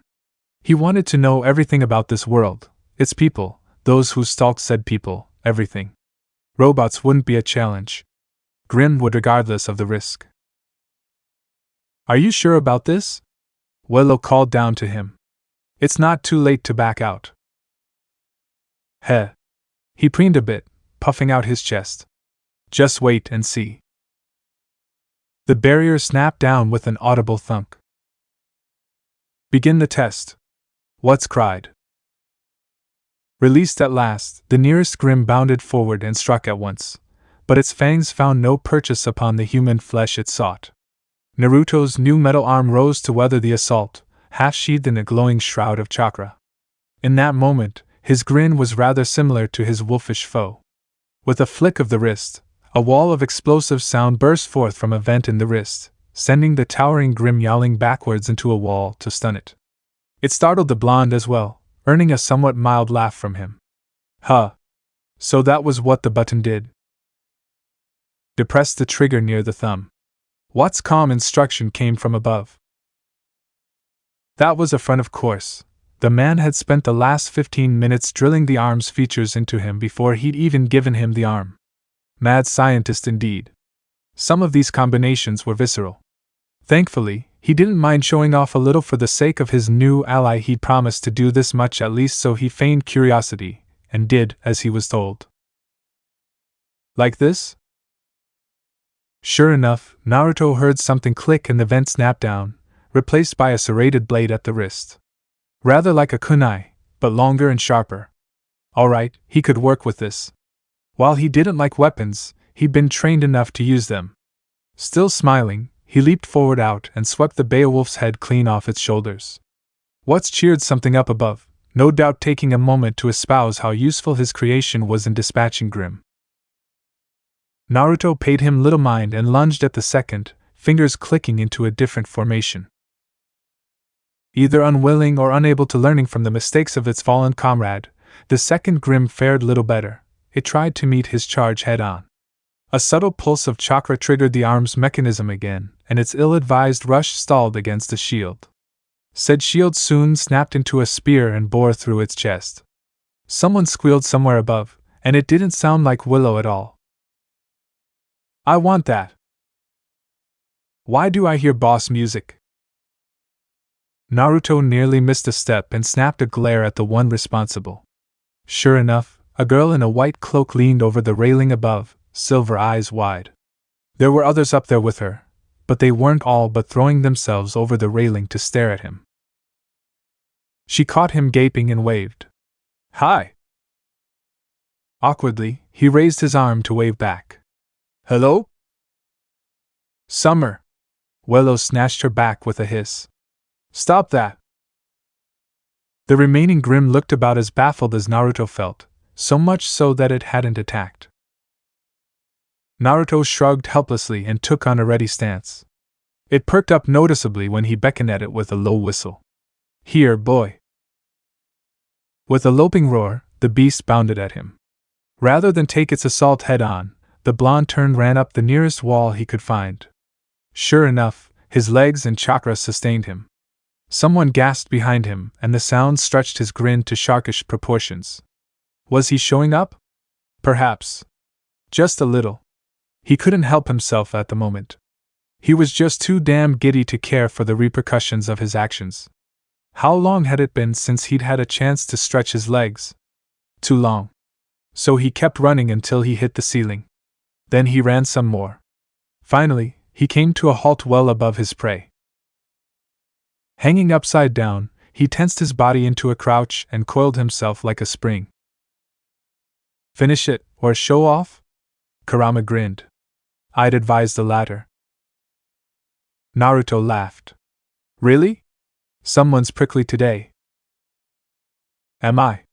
In his mind's eye, the fox rolled over and presented him with a shit-eating grin. We have an audience today, and I'd wager most of them bar Willow and her father think you're nothing more than some unlucky cripple. What's wrong with putting a few mortals in their place? Hey, mortal right here. Naruto sulked. Yes, but I find you tolerable. Reliable as ever, the prosthetic arm produced a soft whine when he flung it outward and made a fist just as Watts had instructed to trigger another function. A vicious axe sprang forth from the mechanism in the palm to replace his hand. Another flex created a spark, wreathing the edge in flame. Naruto tested it for a moment, gauging the weight and heft alike.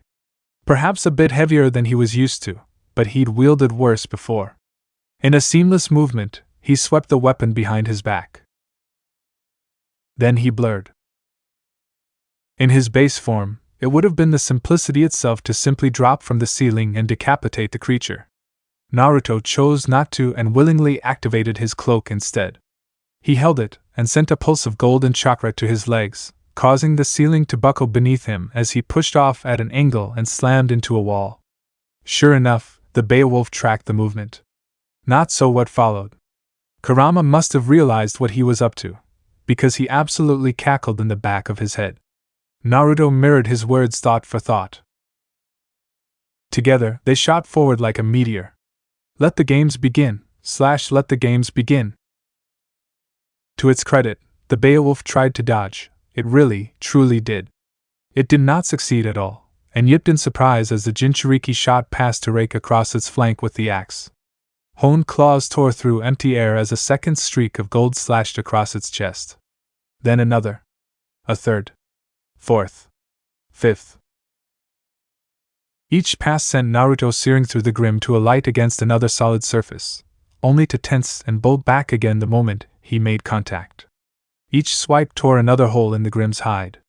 Each tear left the poor creature reeling like a bawdy drunkard at last call. Left. Right. Center. Naruto didn't much care which way he went. Each leap inevitably brought him back to his prey. His body caromed wildly off the ceiling and floors and walls alike, ever striking, constantly moving, little more than a golden flash to those present. In such a confined space, his speed made him king. And the king showed no mercy. In the end, the Grim never stood a chance. It was only just beginning to look up again when the axe finally came howling down on its head. Naruto landed atop its decaying corpse and rode it to its head to the floor with a delighted whoop. He was smiling, he realized. Laughing. It felt good to cut loose again after being cooped up for a week. Humming in soft satisfaction, he raised his false arm with a small chuckle. And that's how it's done. The shinobi boomed a laugh. I think I'm in love. Kurama purred. We're keeping this thing. On that much they agreed. Arthur, he called up, I think this is the beginning of a beautiful friendship. Brilliant. Bloody good show. If a young Arthur was preened at the praise they'd given him, Naruto didn't notice. Or perhaps he did. Who can say? He was far too busy shouting and singing their praises for the world hopper to get a good read on him anyway.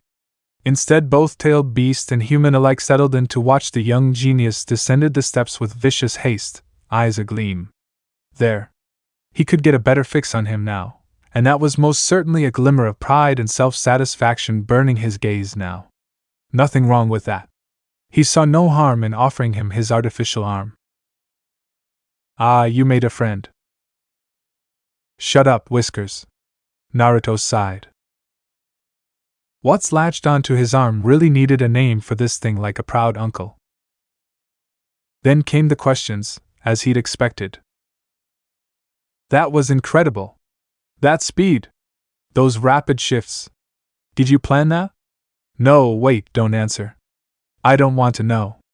A hand snapped up before Naruto could answer, and the blonde allowed the scientist to prattle on with a bemused smile. That was perfect. You made quite a showing there. In front of the Schnee family and Ozpin himself. Ha!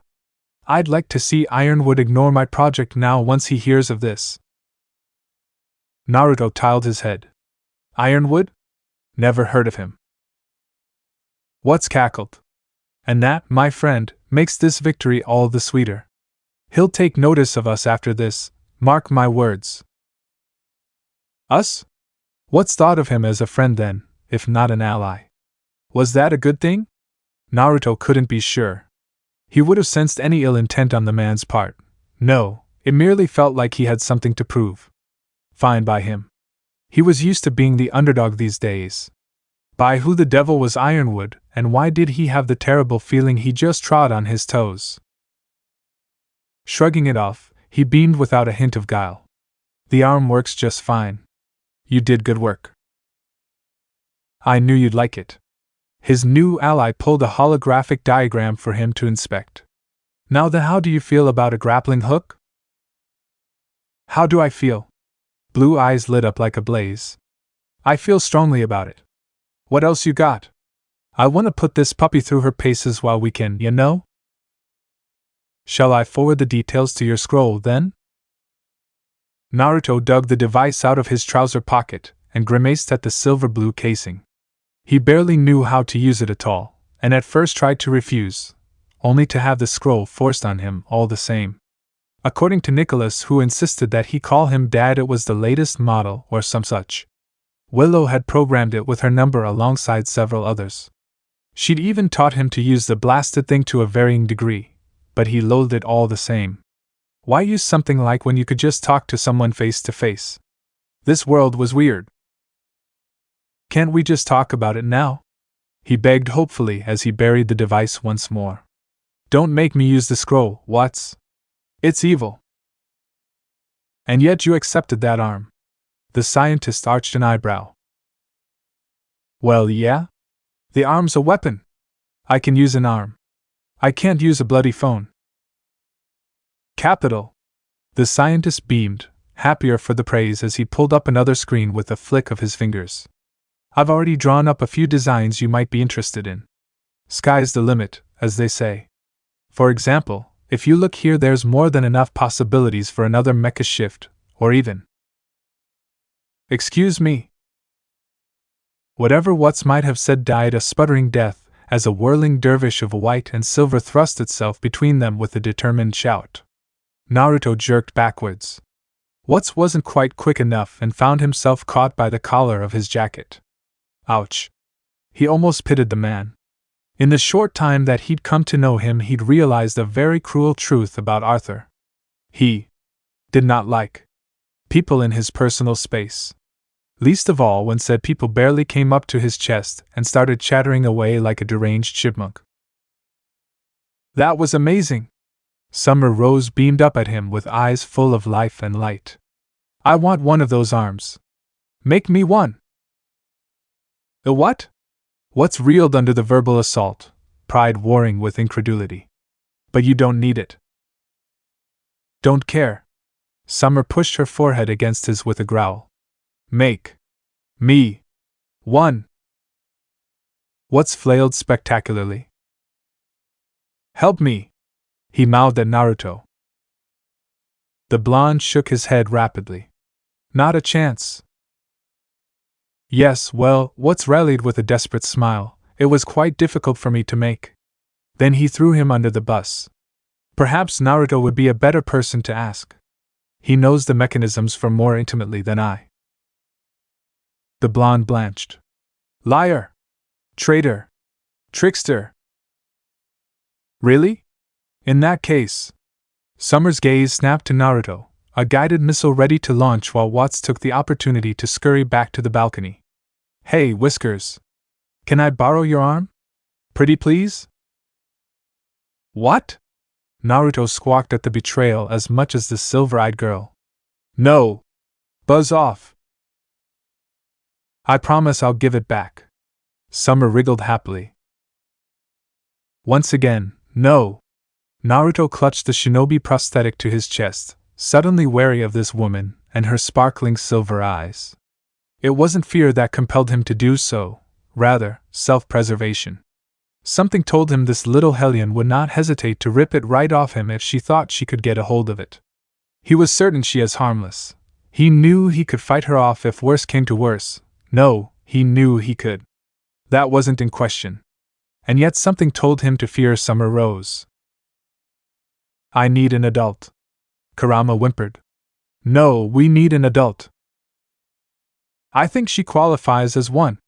Naruto shot back. In what world? Came the roar. Down, short stack.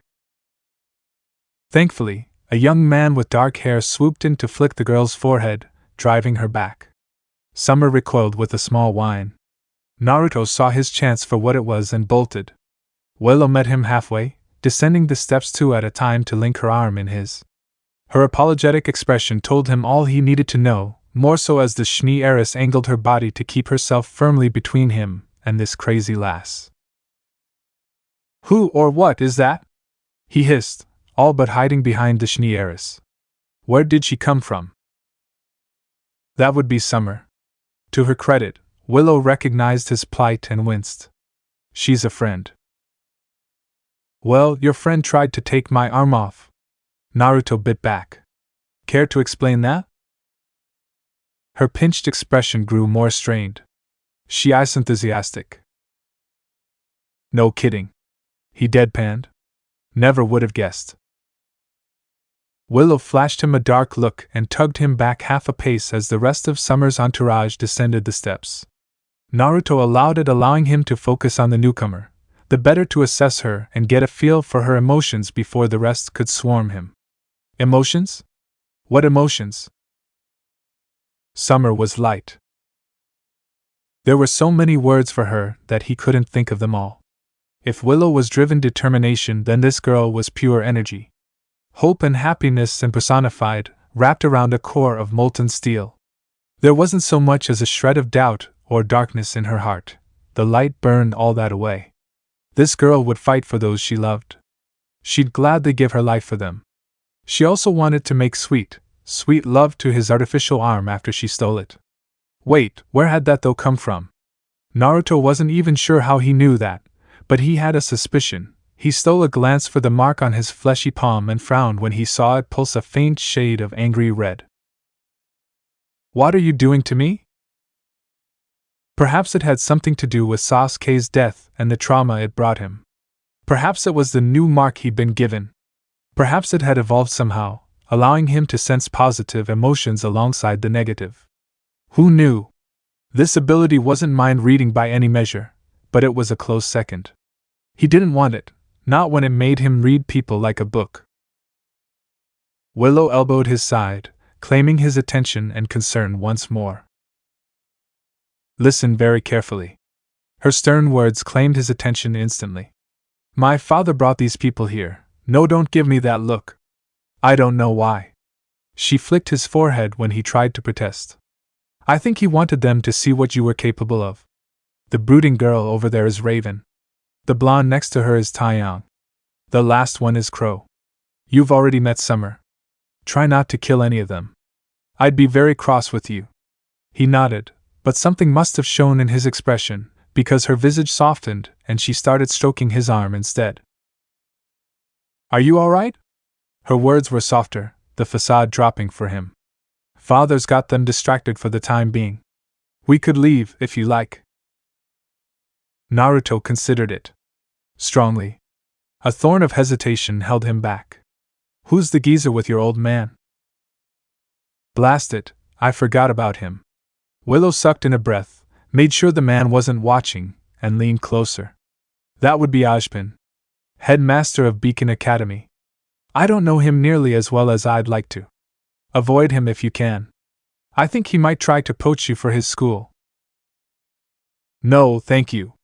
The words were a bit louder than he intended and drew immediate attention to them. I want to stay here. With you. Her cheeks turned rosy and her fingers curled around his.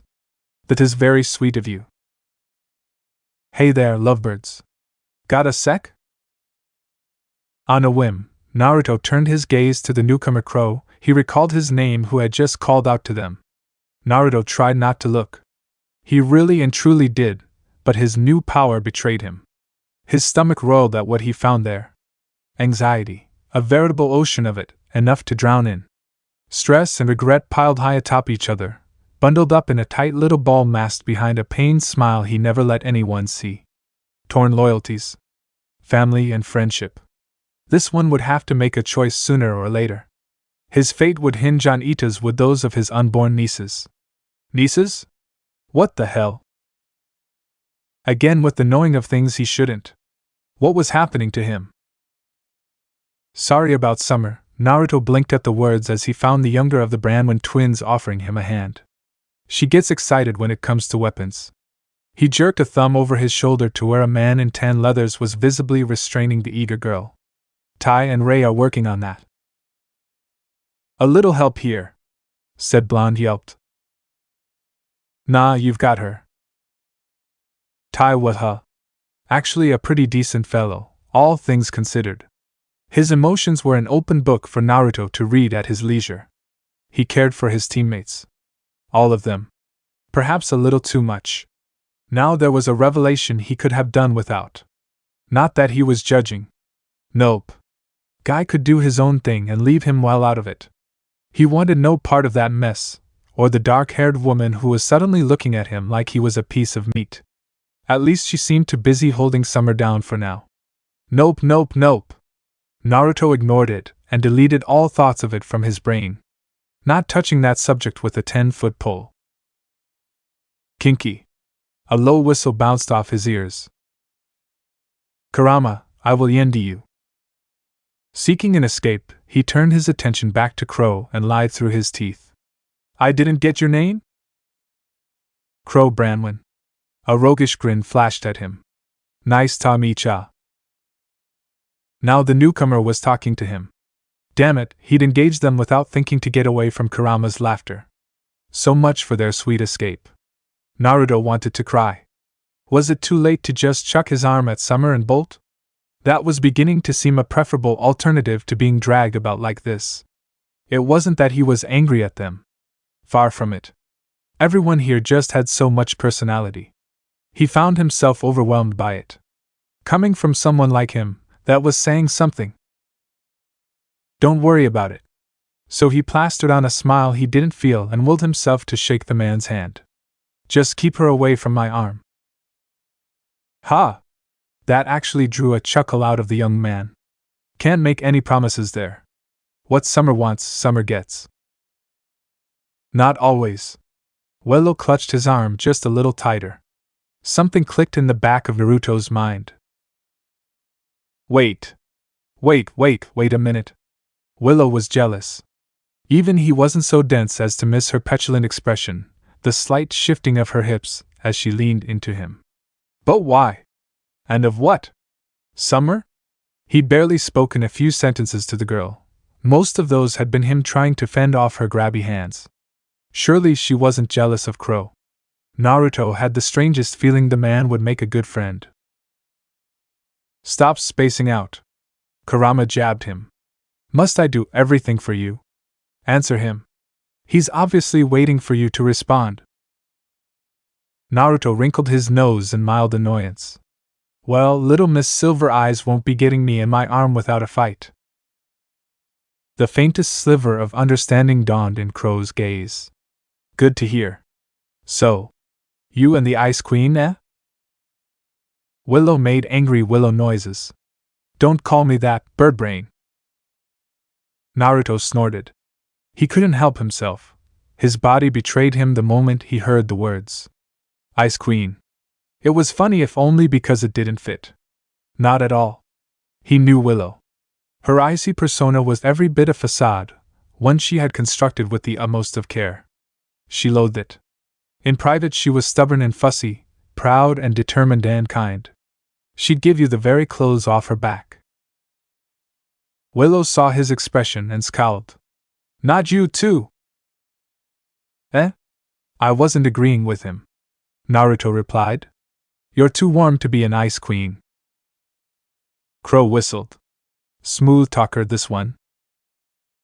Sure enough, his ally turned a bright cherry red at that remark, leaving him to wonder if she had misread his intentions again. Damned words and their double meanings. Still, he'd made her happy. Hadn't he? That was a good thing, right? It would make their spar all the more enjoyable later. Wait. Why the devil was Crow smirking at the two of them? What did he see? What did he know? Pretty impressive display earlier. The Brahmin said instead, choosing to skirt the subject entirely. Naruto let him. Where did you train? Places. Willow responded just a touch too quickly for him. Now it was Naruto's turn to glower. Places, huh? A knowing smirk tugged at Crow's mouth. Never heard of it. I'm mostly self-taught. Naruto headed him off at the pass before he could press her further. It wasn't a lie. Most of what it had been on his own. He had good teachers. Just because he'd spilled the beans to Willow didn't mean he was willing to tell everyone his grand secret. Honestly, he wished Nicholas had said anything at all, but he knew the man meant well at least. In his own bumbling way, Willow's father was probably trying to help him make friends. Naruto respected that, if nothing else. Might I have a moment, Crow? He wasn't sure if he could say the same for Ozpin. Try as he might, Naruto couldn't get a solid read on the man when he approached them. While the members of STRQ he'd seen thus far were very much an open book to his newfound gifts, this man was a vault, sealed shut.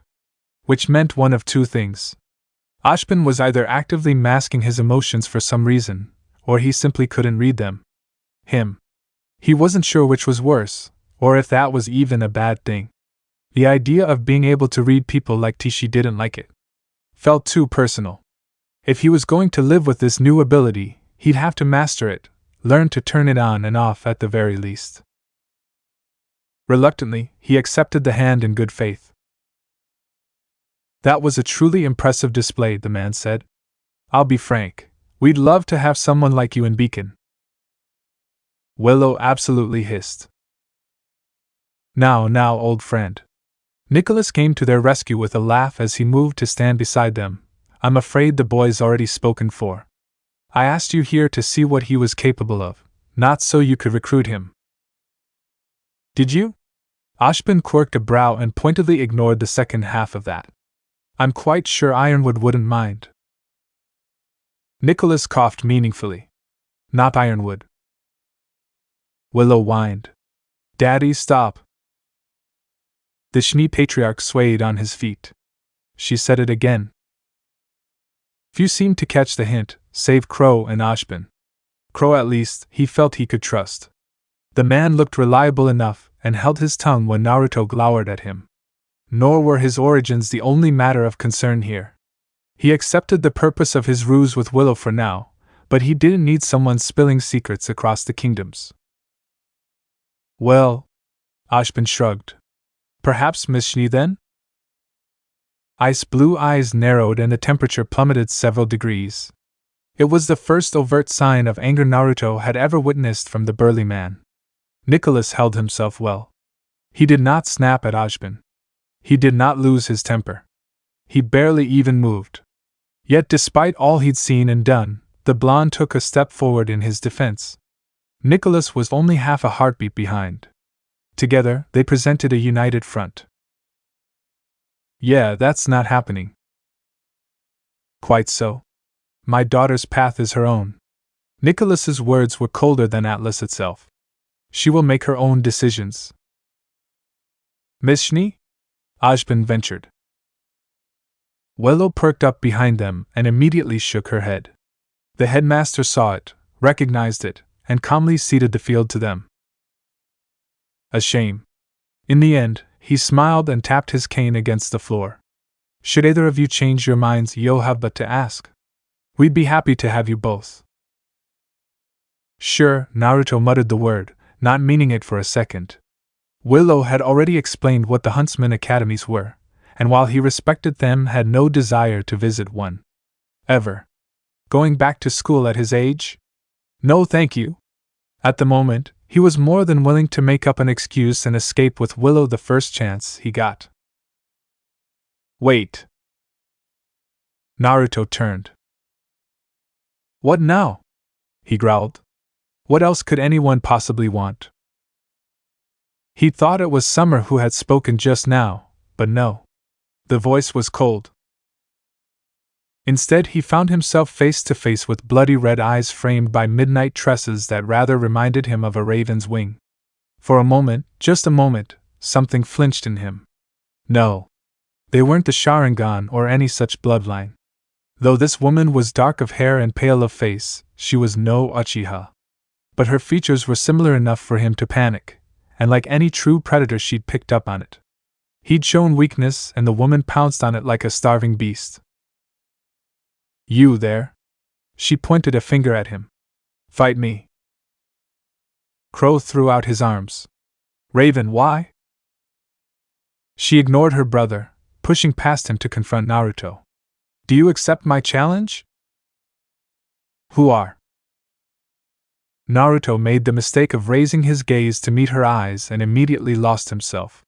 This woman was far too easy for him to read, if only because she wore her emotions on her sleeve. Yikes, that was just one giant tangled knot of negativity, wasn't it? This one was all anger and pride, stubborn to a fault. He sensed a burning need to prove her strength in the eyes of her peers as well as herself. Yet that same grit was spiced with a hint of fear. Raven Branwen was arrogant to be sure, but her arrogance was brittle. Like glass, ready to shatter against a hard punch. For all her vaunted beliefs and strength, she was weak in spirit. She was a coward at heart. Unable to trust in anything but strength, and when that failed her, when the chips were down, she would run. Time and time again. From her family, from her responsibility, from the world. If not turned from her path, her daughter would suffer for her mother's cowardice 10 times over. Suffer greatly.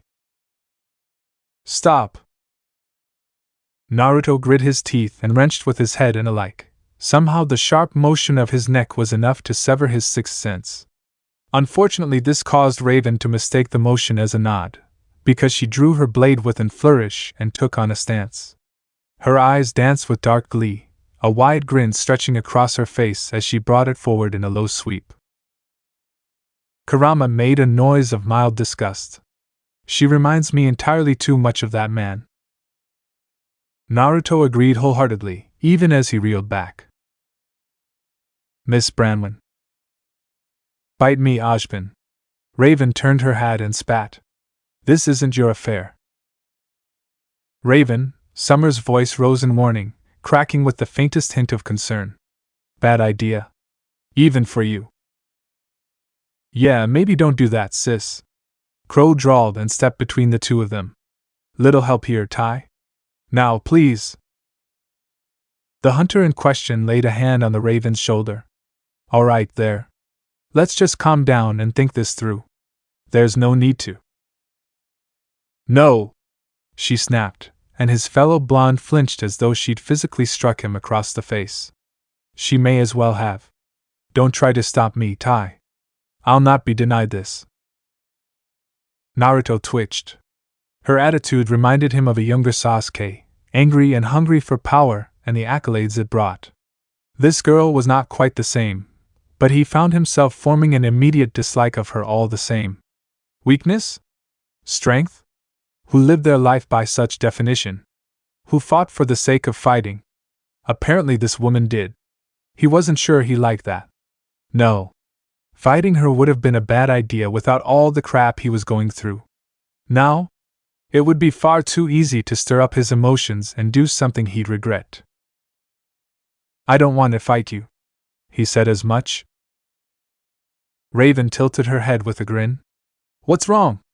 Afraid of me? Her words punched a big hole right through the brick wall of his resolve. Afraid? Of her? No. Not at all. He was afraid of what he might do to her if he let his temper get the better of him. If there was one thing he couldn't stand, it was arrogance.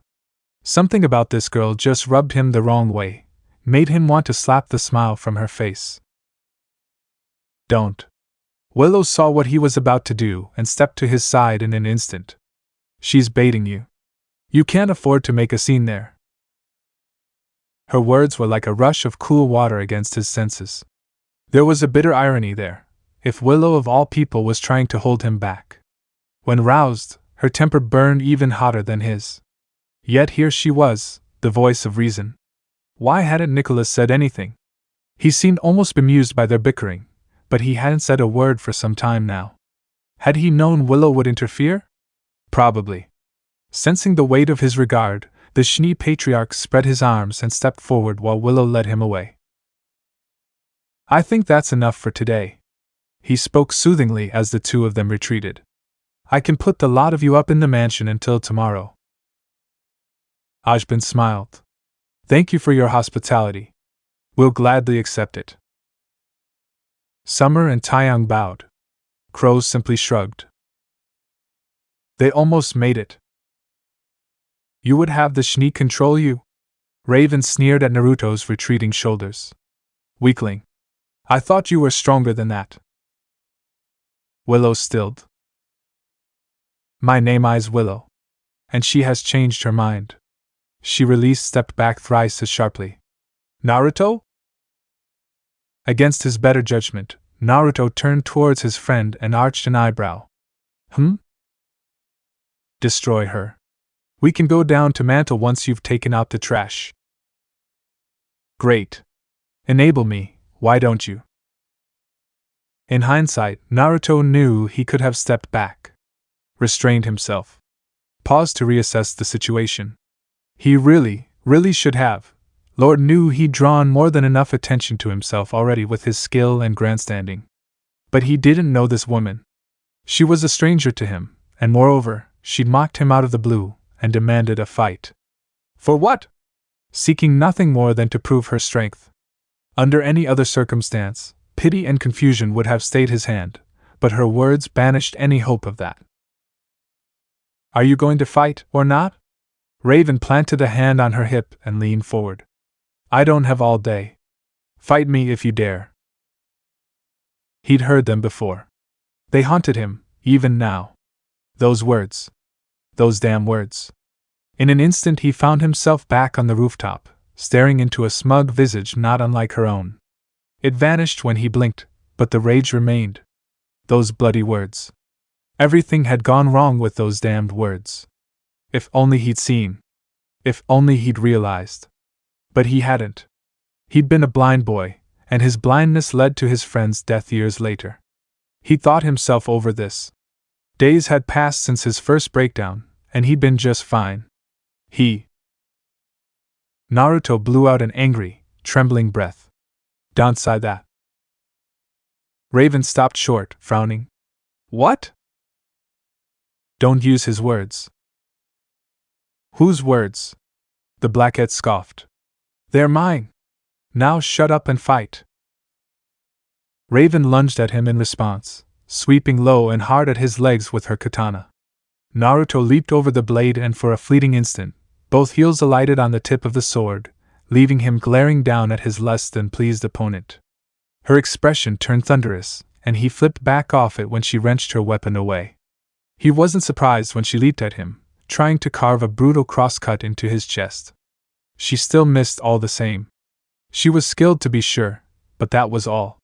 Just skilled. He'd fought gods. And this girl, despite her high opinion of herself, was no god. When her sword swung at him again, he slapped it away with a hand. Stop!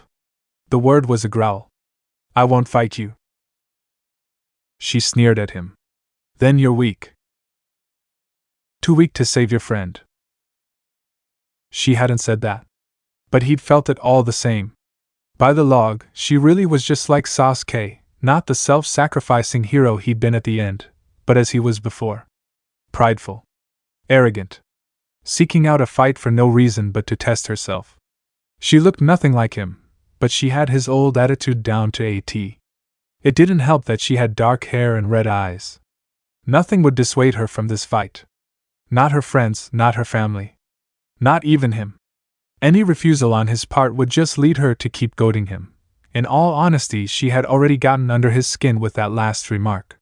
She sullied his memory with those words, and Naruto felt his temper blaze back as he skittered out of harm's way. Last chance, he rasped. If you don't stop, I'll make you. Those hateful red eyes danced with euphoria. You're welcome to try, weakling. That was all he heard before her sword slammed into his metal arm with a keening cry. He'd expected the blade to bite deep into the steel. To his surprise, it held firm. His temper less so. Blue eyes burned red. An ugly emotion reared its head in his heart all over again as he pushed back against the blade, even now bearing at his head. It wasn't even a struggle. More an annoyance, really? No. It was her. She wanted a fight, did she? Fine. She'd get one, but not in the way she expected.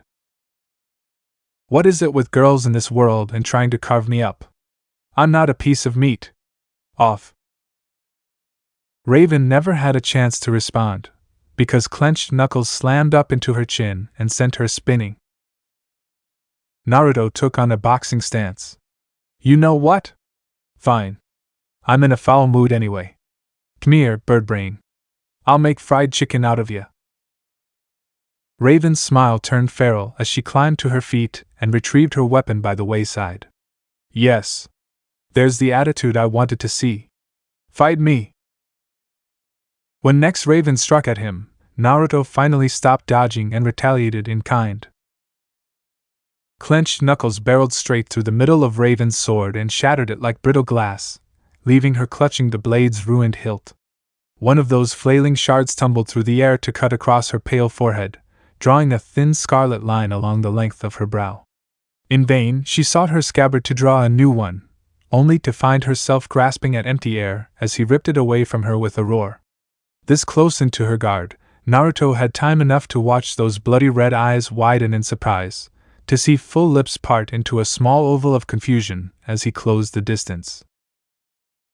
Then he was upon her, seizing the huntress by the shoulders to hold her fast as he drove his knee into her unprotected stomach.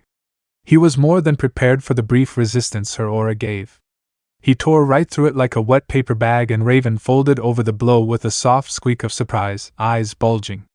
She was still doubled over, still retching for air, when Naruto seized her by the hair and jerked her upright. Blue eyes met red as his forehead rang her skull like a gong. It rattled Raven's very world. That first punch had nearly burst her lungs. The headbutt that followed actually knocked her out for a second. It was only through sheer willpower that Raven regained her consciousness and kept her footing when he let go of her. Even then she was fairly certain he'd given her a concussion. It made her blood sing. He'd shattered Omen with a single punch and sent her scabbard flying across the room like a child's toy. She knew that she wouldn't be able to reach it without passing him. He did too. She could see anger roaring in his eyes, but also focus. He wasn't about to let his guard down. Good. Just stop. Her opponent spread his arms, waiting for her to rise, his body blurring as she struggled to her feet. This isn't going to get you anywhere. She struggled upright, only to tumble down to a knee as her legs buckled. Strength was everything to her. She accepted that, just as she knew there would always be those stronger than her. Ozpin was such a being. The one and only time she challenged him, she'd been soundly defeated. Not like this. This hurt. She felt like death warmed over. She felt fear, and yet that fear was tempered by excitement. This wasn't like one of her brawls with Crow or Tien. Not even Summer could push her this far. She hadn't been beaten this badly, been tested to this extent, since she was a child. And yet he almost went to her when she fell, only narrowly managing catching himself at the last instant. Weakness. How she despised it. Just like the Schnee. Are you done? He asked. Never. Her defiance angered him for some reason. She could see the spark of anger burn bright in his eyes again. Raven made a noise somewhere between a snarl and a shriek as she lurched at him anew. She lashed out with the ruined hilt of her sword, only to find her wrist caught in the unyielding grasp of a metal hand. That same arm wrenched her limb aside, twisting the muscles viciously. He hadn't even deigned to use a weapon, she realized. Somehow the thought burned even more. Was she not good enough to face his full strength? She'd seen that glowing form of his, that speed against the grim. This wasn't even a shadow of his earlier agility. She knew why. He was holding back. Stop playing with me, she spat in his face. Give me your all or giving me nothing at all. I'm not trying to kill you. His forehead jarred against hers, snarling just as hard. Just try, you bastard. Those azure orbs narrowed in what might have been recognition or more anger. She couldn't be sure. Those fingers of cold steel continued to squeeze and squeeze and squeeze. They kept squeezing her wrist even as the omen's hilt tumbled from her grasp and clattered to the floor. Her arm wrenched to the right with an ominous creak and her aura faltered her, bones beginning to fracture.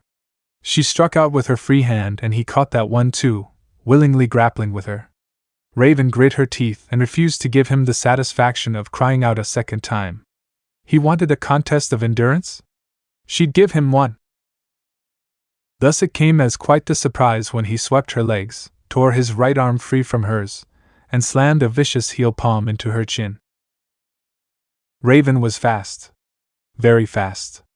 She was a huntress of 16 years, in peak physical condition, and the moment she realized she was exposed, and without a weapon that she was going to get hit, she tried to dodge in the air even as she tumbled to the mat. It just wasn't enough. She failed to account for three things. First, the sheer force behind said punch. Second, her faltering aura levels. And third, Naruto.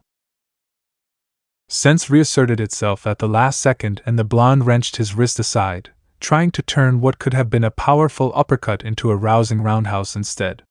Unfortunately, in doing so Raven accidentally swayed right into his fist and her depleted aura failed to tank the hit. His fist barreled up into her chin and snapped her head into the mat. Raven's world went black as sweet slumber took her. 3 hits. That was all it took to fell her. Through their entire exchange, she hadn't touched him. Not once. It was galling. Humiliating. Amazing. An awful pang of silence fell over all those assembled as her body slumped bonelessly to the floor. Few saw the small, sleepy smile that wreathed her visage.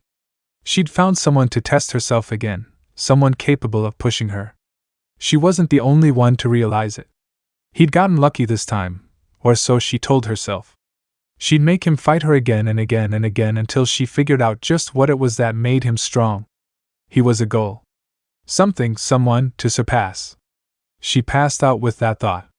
Poor Birdie had no idea what she was getting into. Well, Ozpin blinked. That happened. Summer didn't cackle. But she did giggle. Saw that coming. Come on, Raven. Tai sighed, stooping to retrieve her. Let's get you up. Shit. Crow groaned, but there was a smile tugging at his lips. She's gonna be pissed when she wakes up. Is she? Summer tilted her head. You don't understand women very well, do you, Stilts? Poor Crow. He really didn't. Naruto felt the slightest twinge of guilt as the rest of Team SDRQ gathered around their stunned comrade. Out of the corner of his eye, Nicholas flicked him a thumbs up and pointedly moved to intercept Ozpin before the man could try and corner him again. Naruto nervously returned it as he felt Willow all but glide up to him and wrap an arm in his. Moments later she laid her head to rest on his left shoulder. They stood like that for a few moments, leaning against one another in companionable silence.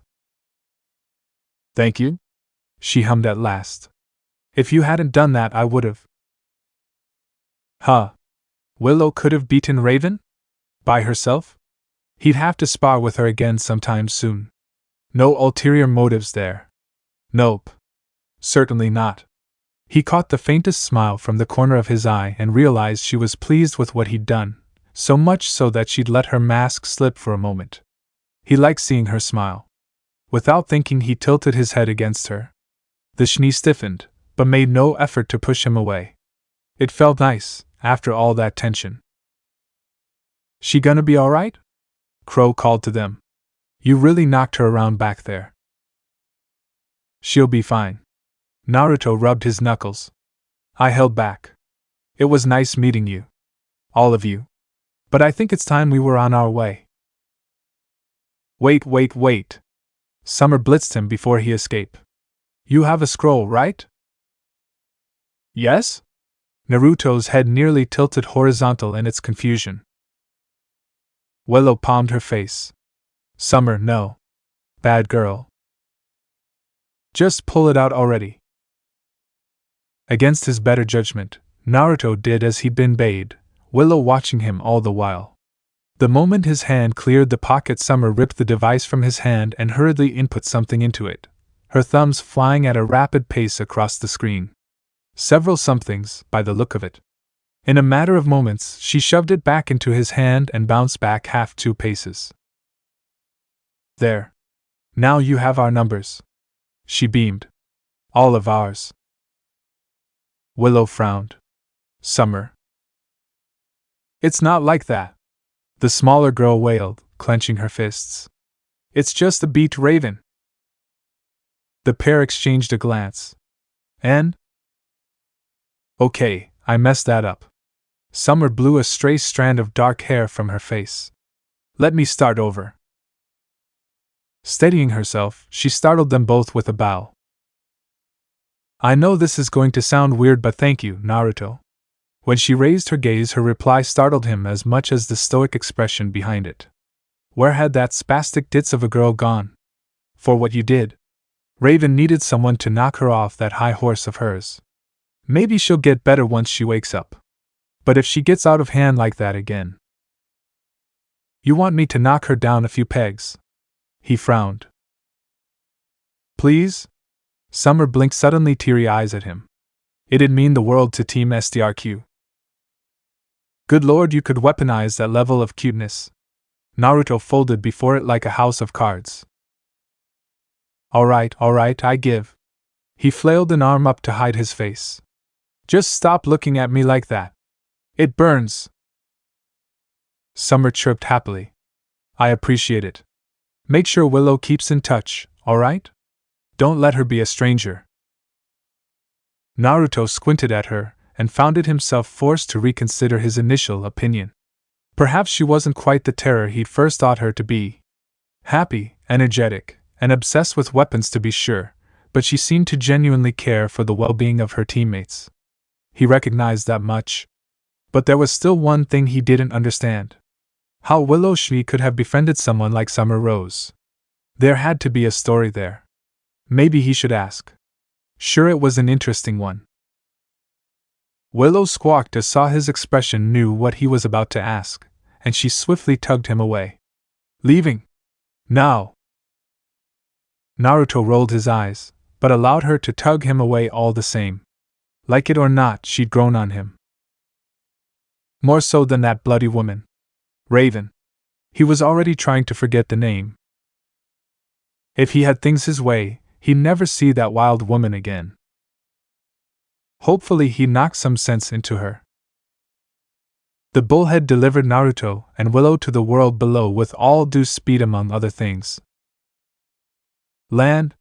Naruto cried as he flung himself from the craft, all but kissing the ground in his haste to escape. Never again. He croaked. I'm never flying again. There. Perhaps that was why Naruto looked so miserably when they first set foot in Mantle. Willow watched him like a hawk and massaged the small of his back as they disembarked the final few steps, ready to bolt the moment his neck bulged. She rather enjoyed him and his company, but she wasn't going to stand idly by if he blew chunks. She'd never live it down. Not when she'd gone to the trouble of dragging him away from Summer. Still, it paid to be cautious. She didn't want him to dump his lunch on her skirt. A wise decision, for his face turned green not a moment later. He's never flown before. The realization startled Willow as she watched her supposed fiancé bolt to the nearest waste bin he could find. Of course he hasn't, she reprimanded herself. He wasn't from this world. Something told her they didn't have what Naruto called giant metal birds in his time. Era. What have you? Bah! Thankfully, when Naruto returned, his face had regained some semblance of color once more. Feeling better? She ventured primly as she offered him her arm. Blurk. The blonde groaned. Kill me. If Naruto felt any shame for his earlier display or his actions up above, he did little to show it. Instead, he allowed her to lead him on, heedless of the looks they received. Of course, people would stare. It wasn't every day a member of Atlas came down to Mantle, much less a Schnee and her escort. Charade or not, she wasn't quite comfortable with calling him her fiancé. Not yet. Word had begun to spread in the absence of Jacques, and soon many might yet see the truth for themselves, but in the interim the game continued. I'm glad we got out of there. Naruto said the word suddenly, drawing her up short. Raven was acting just like him. Who? Sasuke, he grumbled. She sounded like an old friend of mine back when he wasn't a friend. Willow let him talk. Naruto had his secrets he wouldn't give up without a fight. Even now, days after he'd landed here, he was still something of an enigma to her. She knew a little about him, his favorite colors, a bit about his personality and favorite foods, that he had a strong sense of right and wrong but not his past. Not enough to truly understand him, at any rate. So that's why you were so riled up, she feigned a sigh once he'd finished, and here I thought you were fighting for my honor. Of course I'd fight for you. He grumbled under his breath. Willow turned beet red. Moving on, then. Mantle was as cold as it could have been given the season, but even the sparse heat afforded by Atlas up above wasn't enough to banish the overcast skies today, nor the nip in the air. She'd long since grown inured to it, but Naruto was another matter. Were it not for the thick blue coat he wore, he suspected his teeth would be chattering. They probably were even now. He was just too stubborn to let her see. Such a boy. He'd have to get used to it. The cold never bothered her anyway. Achoo! A stray snowflake tickled Willow's nose to draw forth a dainty sneeze and a laugh from Naruto. Here.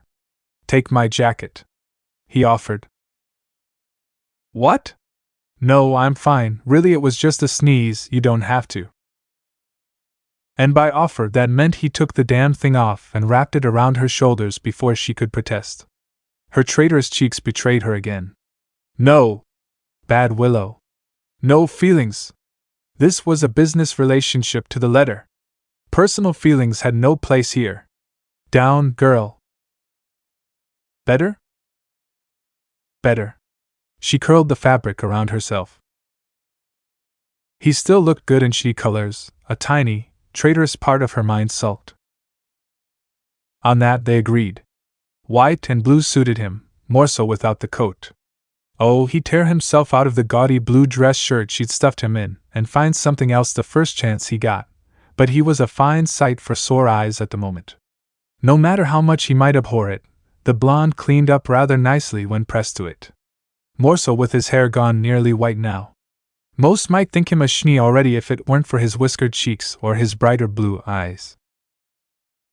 And if he minded the way she held onto his arm the entire way, he didn't protest at that.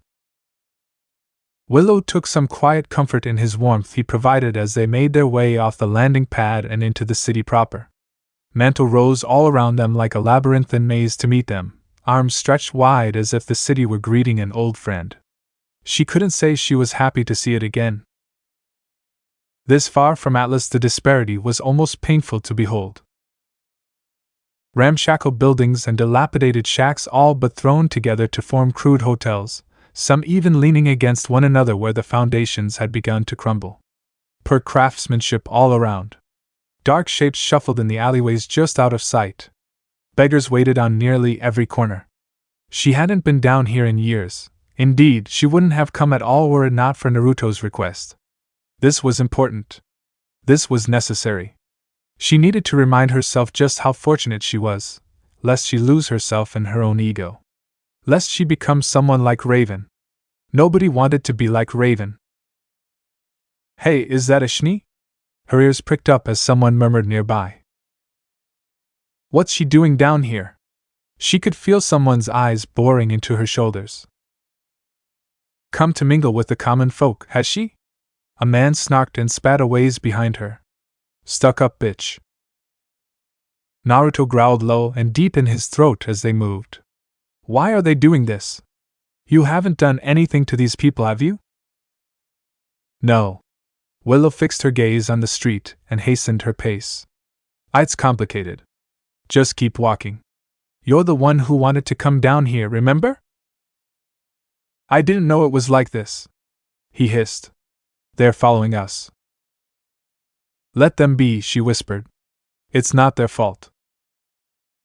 Assholes. His muted sigh stirred her. It wasn't their fault, she told herself as a passing faunus with dog ears glowered at the two of them. Nor that a man with scales peeled off from a stall to shadow their footsteps. None of these people were wholly to blame for their plight, and she felt no fear of them with Sable at her hip nor Naruto by her side. Nor did she hold any distaste for the common folk.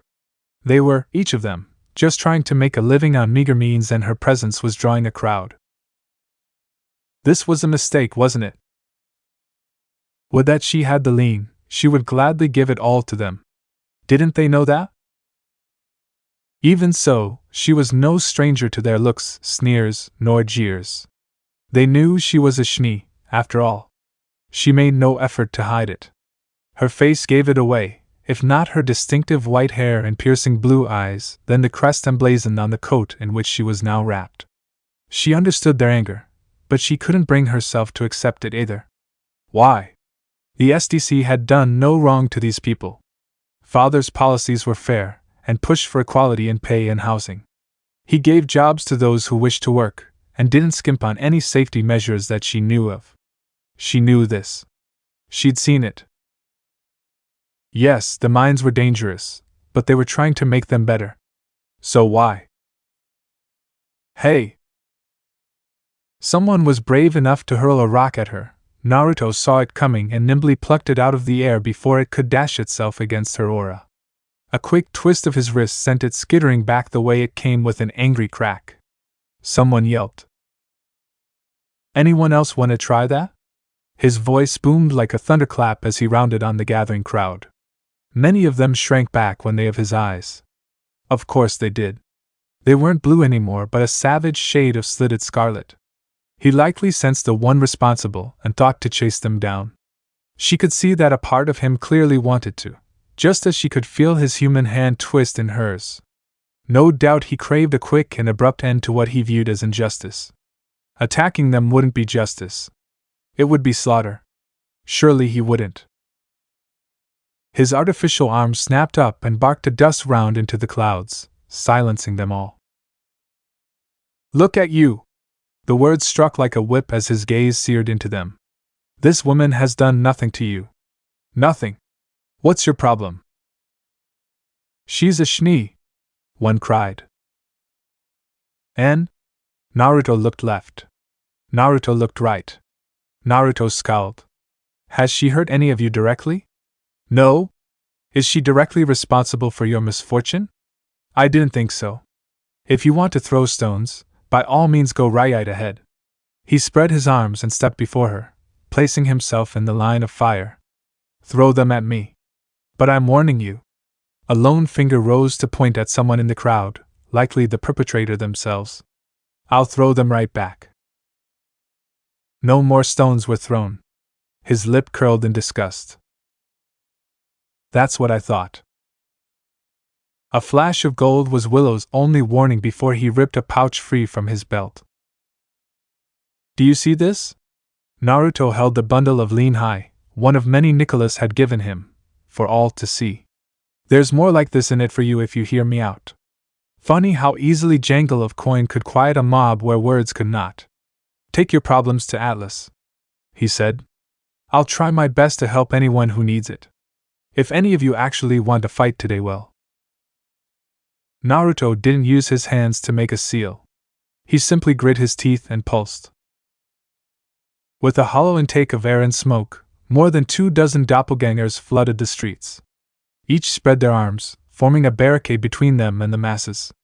Naruto lazily slung the pouch of lean over their heads, and all thoughts of anger and justice were all but forgotten in the chaos that followed.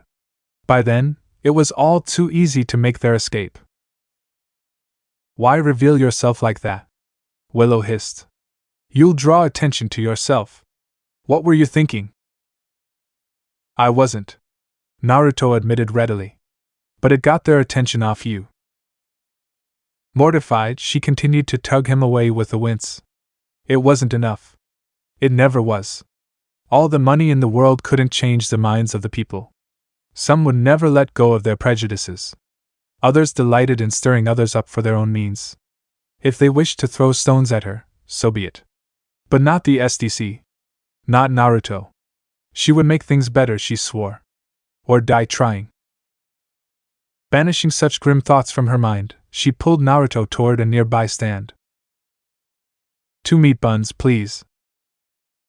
The owner of said stand, a faunus woman with gray hair and pock skin, looked upon her as one would a rotten carcass. She turned up her nose up and crossed both arms before her green apron. Don't wanna serve a Schnee, she said.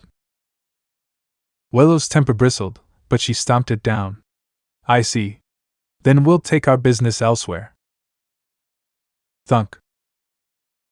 Naruto stepped forward and slammed his fist on the counter with an audible thud. Willow noticed the crack he'd left behind in the wood and chose not to speak of it. How about me, then? His smile had entirely too many teeth. I'm a paying customer. Will you serve me? Surely the woman must have seen the spark in his eye, for she immediately deferred to him. Maybe it was his whiskers and she mistook him for a faunus. You're an odd one, but you're no Schnee. What'll it be? 2 meat buns. Naruto pointedly repeated her order. She wrinkled her nose. Got the coin? Naruto slapped down another heavy pouch of lean in response, one of the very same Willow had given him only days before. Sure enough, the woman stiffened and her eyes bulged, a spark of avarice burning bright behind those brown orbs. She reached a wrinkled finger forward and pocked it, as though expecting it to vanish at any moment. He pointedly pushed it at her. Keep the change. She had their meal ready in a matter of moments, and looked all the more shamefaced for it. What's wrong with these people? He asked when they were some distance away. What do they have against you? They'll tell you later. Willow wilted. Willow bit back a sigh as she peeled back the wrapper on her own bun. Naruto didn't understand. Of course he didn't. She'd not told him. He knew next to nothing of the faunus and their plight, nor the discrimination they faced, discrimination some were beginning to return. She'd have to tell him soon. But for now, was it so wrong to savor the moment? Just a little? Careful, he warned. It's hot. I noticed. Willow shot him a sidelong glance as she puffed on the bun, her breath turning to steam in the brisk air. I'm not a child, Naruto. She realized her mistake the moment the words left her mouth, but it was too late to take them back. You called your old man daddy. Blast him. He had her there. She flailed frantically for an excuse. Don't you call your parents the same?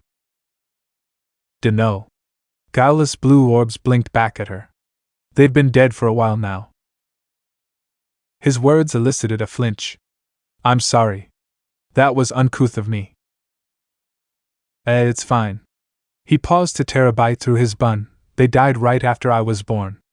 A boyish grin plucked at his whiskered cheeks as he swallowed, but I got to see them again, so it's all good.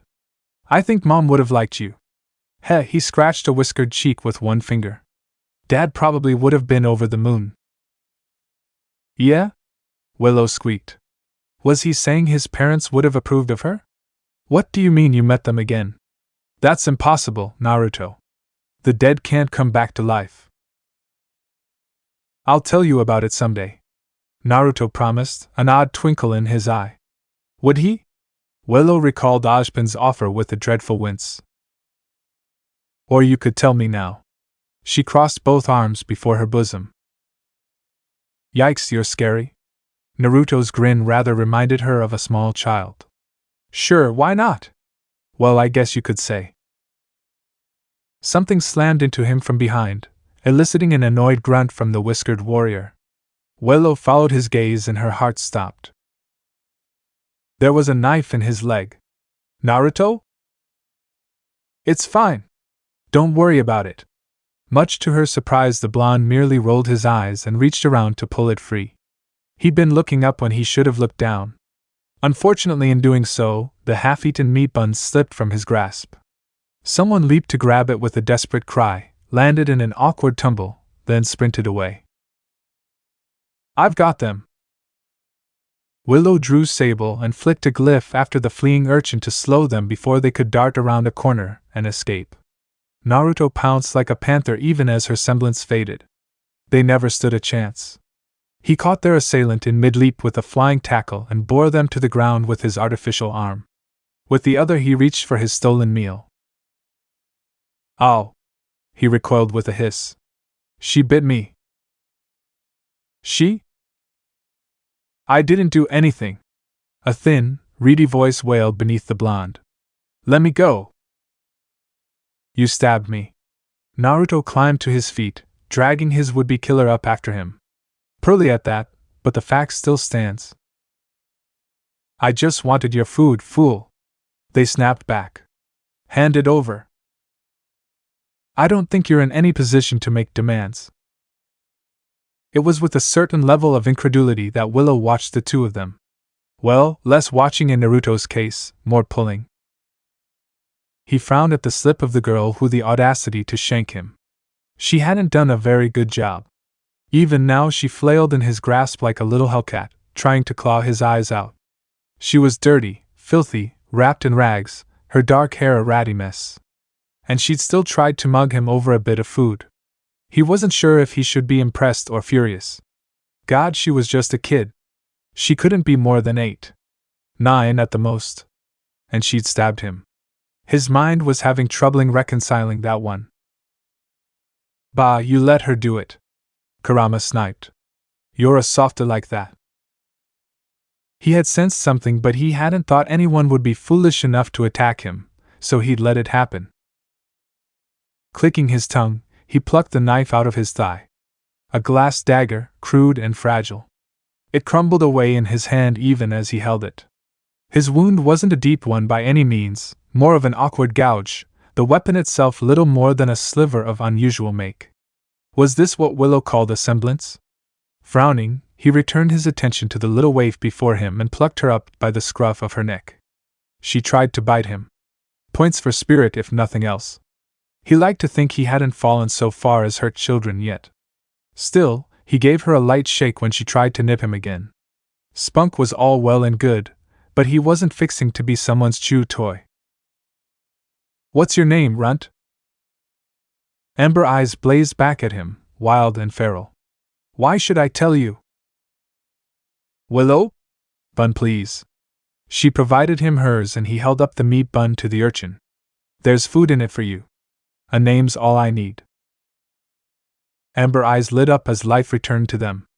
There could be no missing the telltale shiver that shot down her spine as he waved the morsel before her face. She took her lower lip between her teeth and seemed to weigh his words for a moment. Poor thing. She looked so small. So cold.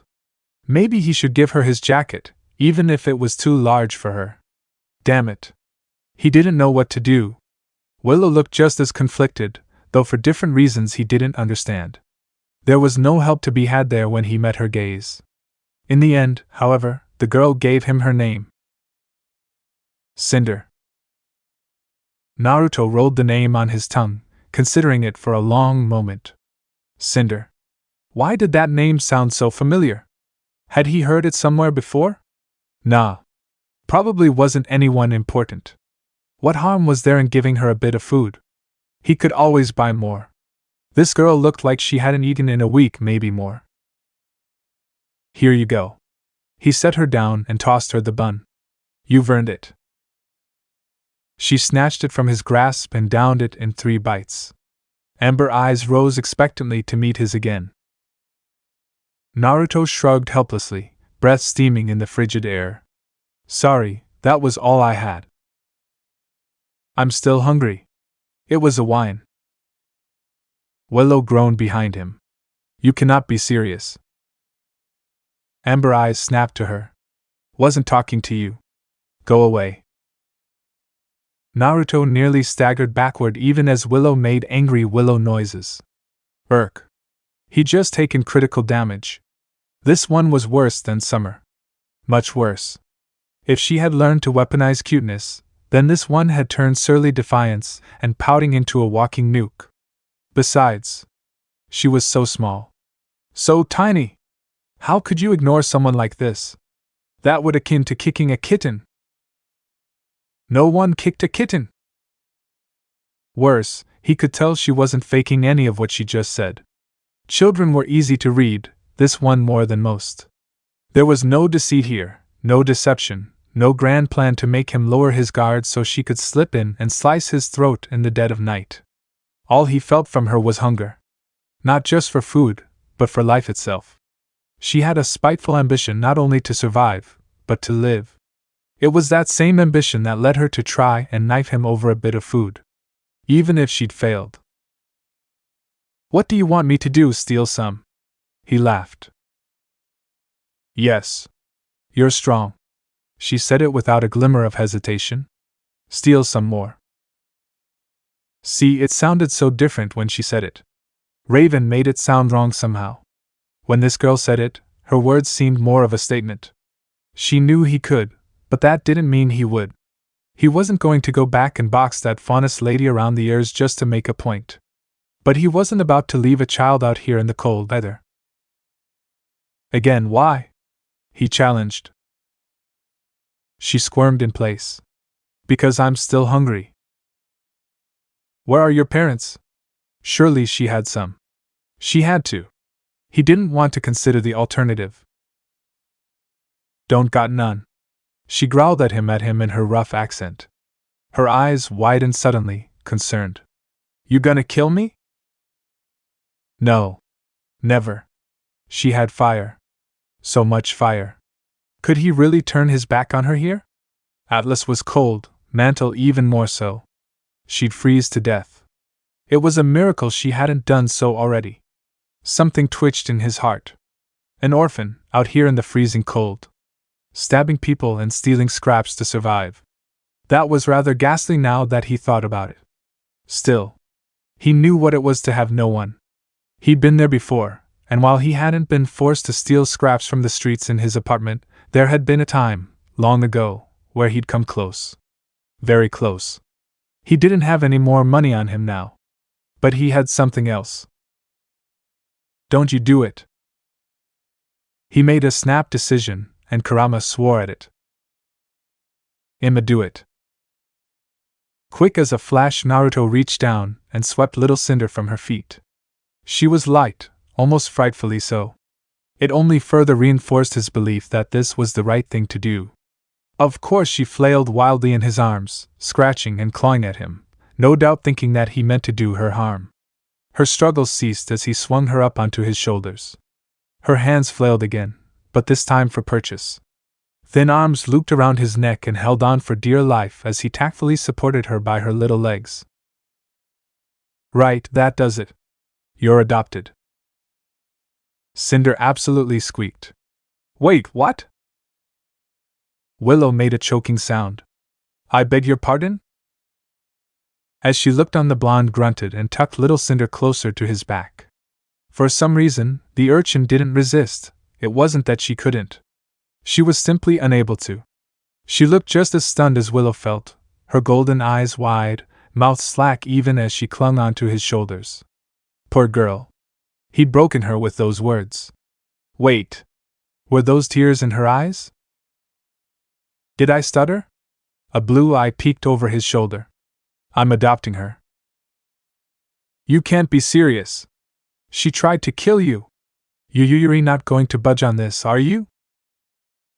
Naruto sauntered on ahead with a jaunty whistle that sounded entirely too cheery for her liking. Nope. So this part ends here.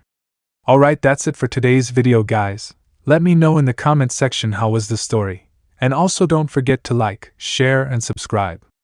I will meet you in another video. Bye bye.